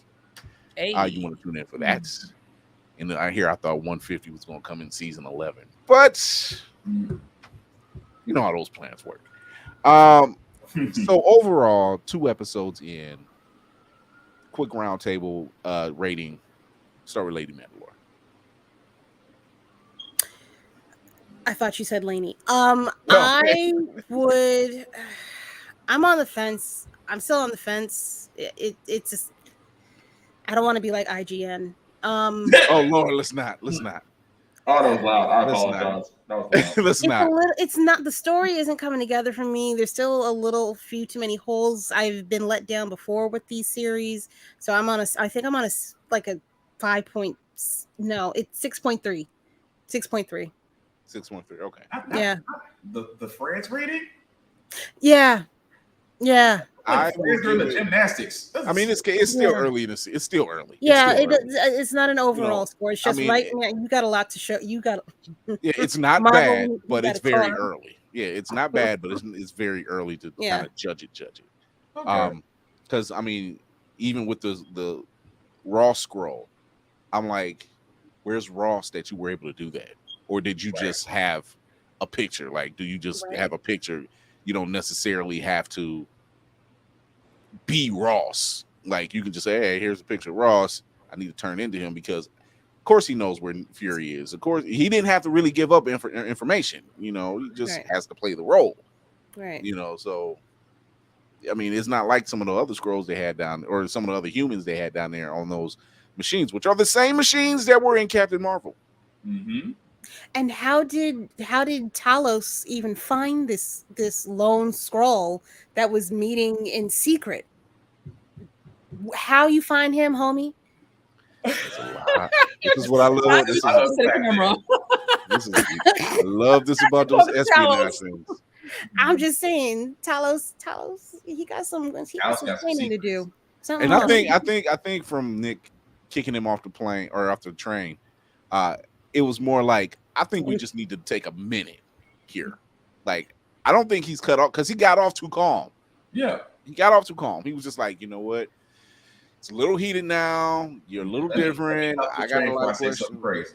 Yeah. We're gonna separate right here. You call me when you need me. It's one of those type of things. He's like, I don't hate you. I'm not putting you out in the cold. But right now we can't talk because you ain't there yet. I mean, hey, could have sent him to another part of the train though. He gotta get off the train. I mean, because he could have easy. He could have been easy. Hey, you right over here. Just I'd have been like, bro, I gotta get off the train. You know, he could have done it, but he didn't. It's like when sometimes you know you wrong, like you snuck, well not snuck, but like you let 1 million people into the club, and you supposed to tell everyone that comes in, and you just now letting them know at number 1,000,001. Yeah, right. You're wrong. You know, he's just like, yeah, that's a big wrong. Like, I could at least went 3. I could went 3 cars down. I could went 3 cars down, and still, you could be mad at me, but we still riding this train together. So he was just like, you know, he's like, to punch me in the face. Like, we cool. Yeah. I mean, Fury was right in the question. He was like, tell me something I don't know. Dang. You know, and he's like, well, motherfucker. See, I hate been rocking with you this long. Why couldn't you just tell me that? In the words of Cookie, don't ask questions you don't want the answers to. Like, I done sit up here and put my neck out here for your people. But even he was right when he said it. He's like, well, we were thinking that we can coexist. Coexist? We can't even coexist with ourselves. Shit. It's hard enough living with somebody that you married to. What you mean? What you mean? He's like, we've been warring with ourselves since the time we can walk upright. Like, what are you talking about? He's like, and we bring in another species. I'm like, these are facts this man is talking about. He's not wrong in this fiction. He was like, I didn't say you couldn't stay in the state of night or something. I was like, look, you gotta understand, we are fucked up down here. This is not where you want to be. If Jamaicans and Trainees can't get along, it ain't working. It ain't. No. Listen, Jamaicans and Haitians can get along. Yeah, so we know what we're talking about. When Fury said that, I was just like, it do be facts though. Ain't wrong. It do be facts. We barely making it ourselves. We're like, bring you in? Barely.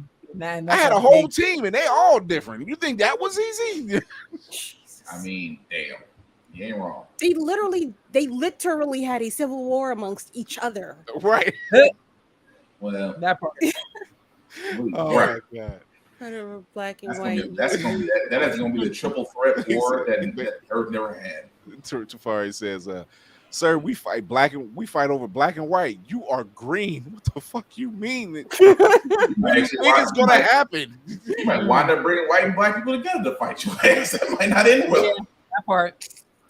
Wait till the X-Men show up. Good lord. It was never mind. Let me be quiet. Oh my god. So we get ready to head out of here. We're taking a week off because guess what? We are going to be at BlurCon. Stay tuned. We are going to be at the Kennedy Room July 8th at 8:30 p.m. You don't want to miss it. You know how we get down. So come through, stop through, have a blast, get some gifts. We'll start it off with the sign-offs. We'll start off with Lady Mandalore. She's getting her number 5 together, so I need to get my number 1, my Nigel Uno, situated over here. I apologize. I'm pressed for time and my job ain't shit, so I have to sew while I talk to y'all. Yeah, you can find me, Lady Mandalore, on Instagram, under the handle Roomful of Blurs. There you go, right there down the bottom there. I am on also Fanbase, and you can find me on TikTok. TikTok as Child of Mandalore, which feeds into a podcast also called Child of Mandalore, where I talk about the history of Mandalore, Mandalorians. And also, every first Saturday of the month, which is coming up next week, I have an audio chat room on an app called Fanbase, where we basically all get together and do this. I don't know. I never know which way to point this. It took me a minute. Except it's more people. It's opposite. Yeah, it's these people. We all get together. We talk about the things that have gone on in the month. Whether it's reviews, ideas, thoughts. If you need a little bit of praise and motivation, we can do all that kind of stuff in there too. I also have a podcast called Room Full of Blurs, which I do live on Sundays at 9 p.m. Eastern Standard Time. You can also find me on the lovely Opulence Radio on Thursday and Sundays. I've got some other side projects that are coming up that I can't talk about right now, but I'm very excited. It's voice acting work. I'm so excited to do it. Oh my god! Oh yeah, is it the same one that? Yes. Okay. Yeah. Midnight Comics special shout out. How y'all doing? Yeah, shout out to Midnight Comics. I want to tell them. Okay, well, it's your show. Shout out to So give them yours first. I will be voicing one of their title characters, the Gray, in their audio animated series. I'm so excited. I can't believe it. I'm going to cry a little bit. I don't want to. Also, I'll be playing Oracle as one of their voice characters as well. So I'm excited. I wish they did the frog right now. Just So the piggyback on that real quick. Lady Mandalore is the voice of Oracle. Yes. I will be the voice of Batman. Nice. Okay. So I shot them a real quick. They shot me some lines real quick, and I just over the phone real quick. Not even in my opinion best work, but they were like, "Good Lord, that sounded amazing!" And I'm like, Kevin Conroy. So yeah, it wasn't. And then Lady Mandalore told me, she was like, "I'm Oracle." I'm like, we working together again. All right, I'm done with that. Our griot of horror. Ooh, I love that. He's great. And that's awesome. And we were saying Lady Mandalore this Saturday. Oh yeah, this Saturday. Sorry. Yeah. Oh shit. Yeah, this Saturday. It was the eyes. Fine. It was the eyes for me. Shit. So anyway, I am Lainey. We are keep our husband, keep our heart on YouTube, keep our heart on IG. We are on Twitter, but not really. The scrolls. Oh no! It did Is it bad again? You're good. You're fine now. You're fine now. It did it for a hot second, and I'm like, no, not the scrolls again. Oh, I was about to say I'm on my Wi-Fi from my phone, so it shouldn't be. But I'm good. Yeah. Good. All right. Yeah. I will do it again. So this is Lainey. I am Lainey from Keep Our Heart. Me and my husband run Keep Our Heart on YouTube. You can find us there. You can find us on TikTok. You can find us on IG. You can kind of find us on Twitter, but not really. We talk about a lot of geek stuff. All right. Shut up, Sarah. We talk about a lot of geek stuff, but I love to talk about horror.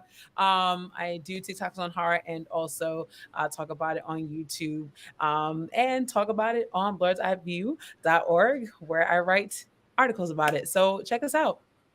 It's a fun time. Please do. Please believe it. Please believe me. Who we doing? She made it past Autobots. She made best Autobots. Jesus Christ. All right. We'll be watching the Cinematic Assassin. Yes. The only other character on the other crewmate on the ship who needs a nameplate just as long as mine. Find me, don't matter what site you're on, at Mayhem Media. That's MAYEHEM Media. Follow me on Twitter, Instagram, Twitch, YouTube, TikTok, where I'll do. Forgot what I was talking about. Sorry. Having an extroverted kid hits you all the time. Sometimes. Just, oh my god. Right in the chest. Yeah, I do film reviews. I do television reviews. I talk about comics. I do skits, and brand new content will be launching the Monday after BlurredCon, so be on the lookout for that. I am a writer for purefandom.com, where I talk about trailers. I am a writer for blurredeyeview.org, where I talk about action-y stuff. Speaking of which, season 3 of Warrior is coming. If you know what Warrior is, you're missing out. On from my presence. Because excellence. It is chef's kiss. It is. These Korean shows are really good. Yo. Listen, if you are a fan of watching racist white people get their shit kicked in, watch Warrior. It is great. Can't recommend it enough. The intrigue is real. I mean, look how we cheered on every time we watch Django. We're just like Django and Jane. We're just kind of like, yes. That was an original idea, I believe, from Bruce Lee that he did not get to see to fruition.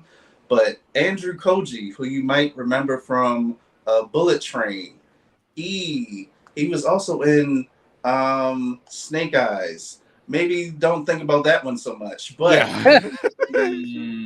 absolutely excellent. He is somehow doing a Bruce Lee impersonation without being disrespectful and still living up to the hype. It is a great show. I encourage you all to watch it.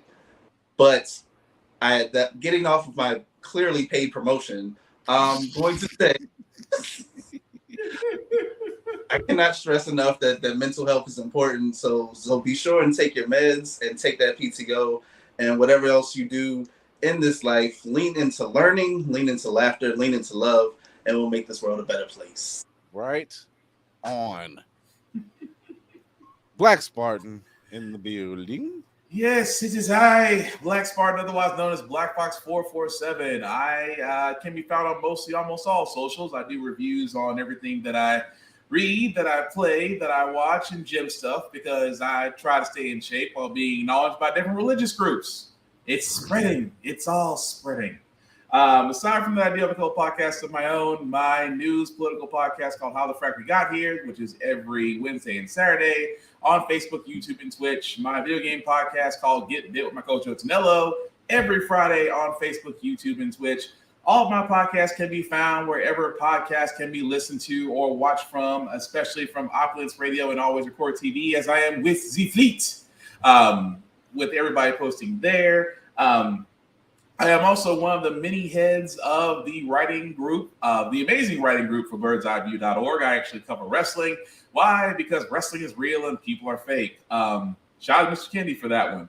Aside from that, I will say this. If you have not seen, firstly from the anime side, Black Clover movie on Netflix was great. Bloodhounds was great.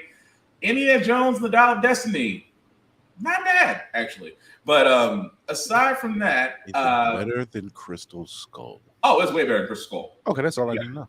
Way better than Crystal Skull. I will say that it is actually up there with almost with The Last Crusade. Good enough for me. I'll put it that way. So it was very good. Good enough for me. That is a high bar. Yeah, I watched them all three. To me, like I said, and I was very critical of the Crystal Skull, but it's up there with The Last Crusade to me. So it is definitely worth watching if you were on the fence about it. So aside from that, the last thing I'll say, guys, is again, we need to be more about promoting others, whether it's a business, whether it's con, because I love the fact I'm seeing so many blurred cons grow and appear, and they're just running with it. Basically, if you know somebody that's trying to do something, support them. It takes zero energy to do any of these things. It takes 100% to be negative. Support them the same way you would support Beyonce if she knew you existed. Don't take that the wrong way, Beehive. You know what I meant. Aside from that, guys, I am a very social person. I just have the same rule in life as I do on social media. Don't be a dick, and we'll all be cool. Mm-hmm. Man, 2 episodes left, but we're taking a week off, as I said. However, you can catch me and Lady Mandalore on IG next Monday with Hieroglyphics. We're doing a little game show. That's going to be fun. Yeah. My man Hyro in the building. If you're going to BlurCon, and you should, You you don't want to miss us live and in person, July 8th, 8:30 p.m. in the Kennedy Room. It's going down. Twerking. I ain't gonna lie to you, that might end up happening. I don't know. I'm not gonna say I'm not gonna. I mean, head nerds in charge. They pull the gambit every time. I'm like, we're probably second in command at that point. So you never know what happens with us live. It'll be our first live. Who knows? We'll start off with one thing. It's gonna go off the rails. I guarantee you, it's gonna go off the rails. It's just what happens. Watch the show live. You know what's going on. So tune in to us. Come in, check us out, have some fun, get some gifts, have a blast, because that's what we're doing. Also, we'll be back July 11th, live, 8:30 p.m. Eastern. And then Thursday, the season finale with special guests. The last 2 episodes, we got guests coming through. You really want to be there for that. Shout out to Roxy Hayes. But you can catch us if this was your first time here. You know how to. You just gonna have to go to the IG. Check us out on IG. Go to IG, Blur's Eye View, and you'll see the link tree in the bio right there, and it'll send you to all the great places you can find us, including Facebook. And you can catch us on Opulence Radio. Check it out. Shout out to Amron Burnett over at Opulence Radio. She's giving us the charge, and we were leading the charge this morning. You can listen to us every Thursday at Blurred Out Thursdays on Opulence Radio. You can also check us out on television on Always Press Record. Shout out to Travius Lawson for running Always Press Record. You can get Always Press Record on Roku or Amazon Fire, completely free. Check out past episodes, have a laugh, get some insight, get yourselves educated, all that stuff. Shout out to the you said like the lady was like, I work in education. Don't say that. No, I said I haven't heard it in a long time. My mom okay. But shout out to our other sponsor, Ultimate Wireless. Go to ultimate-wireless.com or go to on IG ULT_wireless_ENT. Check out Damon Davis over there at Ultimate Wireless. Got all your techie needs. Shout out to the Ultimate Wireless. And we are also an affiliate with Otaku Noir. Because I didn't feel like pressing the button.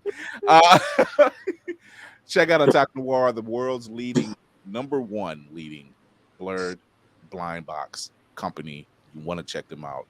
Get yourself some dope stuff made by POCs just like us, and you can never miss whatever they got in there because they always have some of the greatest stuff. It is just not, you never find anything in their boxes that you don't want or want to even gift to anybody. You want to keep it to yourself. You really do. You can go to otakunoir.com and you can use the disco code Blur's Eye View for free shipping. Discount. Wait till next season, boy. It's gonna be all. You thought this was flash and bang. So thank you everybody for checking us out. You can also check us out on YouTube and check out past episodes on YouTube along with shorts. We got a lot more content coming up next season. Big moves are being made. Big moves are being made. Big moves are being made. You want to be on board for this. I We are not here to play games. If you have not been paying attention to what this platform does for ourselves and for people around us, we are the safe space. We are the fun place. We are the place that people want to come to see us. And I am happily obliging. I want you. I want to see you here. I want to see you thrive. I want to see you win. So shout out to all my POC, my blurred creatives that are out there that's putting out some of the dopest content, some of the dopest creatives I've seen in a very long time. Shout out. Go show your support to all the Black-owned conventions. Urban Nerd Con coming up at the end of July. We got the 4C conference here in Cleveland. Shout out to DC and Emron Burnett throwing the 4C conference, the color conference, the content creators of color conference. 4Cs. 4C. 4C. Because trying to say it 5 times fast, you're gonna mess up. I got it before DC did because it takes them a while to get it. So but you want to check us out. That's also on July 22nd. And you want to, if you're in the area and you can come up for a couple hours, come check us out. We got some dope people coming on. Crazy 8 the Great is going to be performing, a lot of other performers. Candy B will be hosting. So it'll actually be the first time the original crew's on the stage together. So it's going to be a blast. We always hang out, but it's going to be a blast.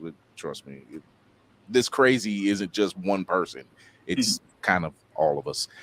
So it's just, you want to check us out. So J1 Con, Head Nerds in Charge Con, the HNIC Con, I should say. Blurred and Powerful, go show your support over there. Demetrius Holt over there, Hellspawn Cosplay, for all the stuff he's bringing to the table. We out here. We're doing the good work. Go show your support for your indie comic people. You know, Midnight Comics, Ace Comics, Concrete Comics. There's a slew of others. There's just so many. But go show your support. They're out there. There's so much out there, and it's much needed. So before we do this, anything we want to say since we're taking a week off? The 4Cs. The Content Creators of Color Conference. Or what Will said. Or what Will said. Let's see what Will said. Don't do it. Don't do it. Don't do Don't do it. The Colorful Coochie Cutter Conference. Whatever. I told you we go off the rails, and then here I am, the captain. I am no better. I tried to warn you. Your first mate tried to warn you. Yeah. She's just like, you know what? We need to have a talk. But thank you, everybody that's tuning in. Check us out on YouTube. Hit that subscribe button, that notification bell. Have fun, man, and enjoy what you see. And let us know what you see and tell us what more do you want to see from us. Until then, remember to educate yourself and others, entertain yourself and others, and encourage yourself and others. It's been a while I said that. I feel like it's been a long time I said that, and I know I say it. You say it all the time. Try a little tenderness. What is it? Opportunity, go punch a Nazi. There, that. Who's against that? Not me. Until then, we will see you at BlurCon. We are out of here. Yeah.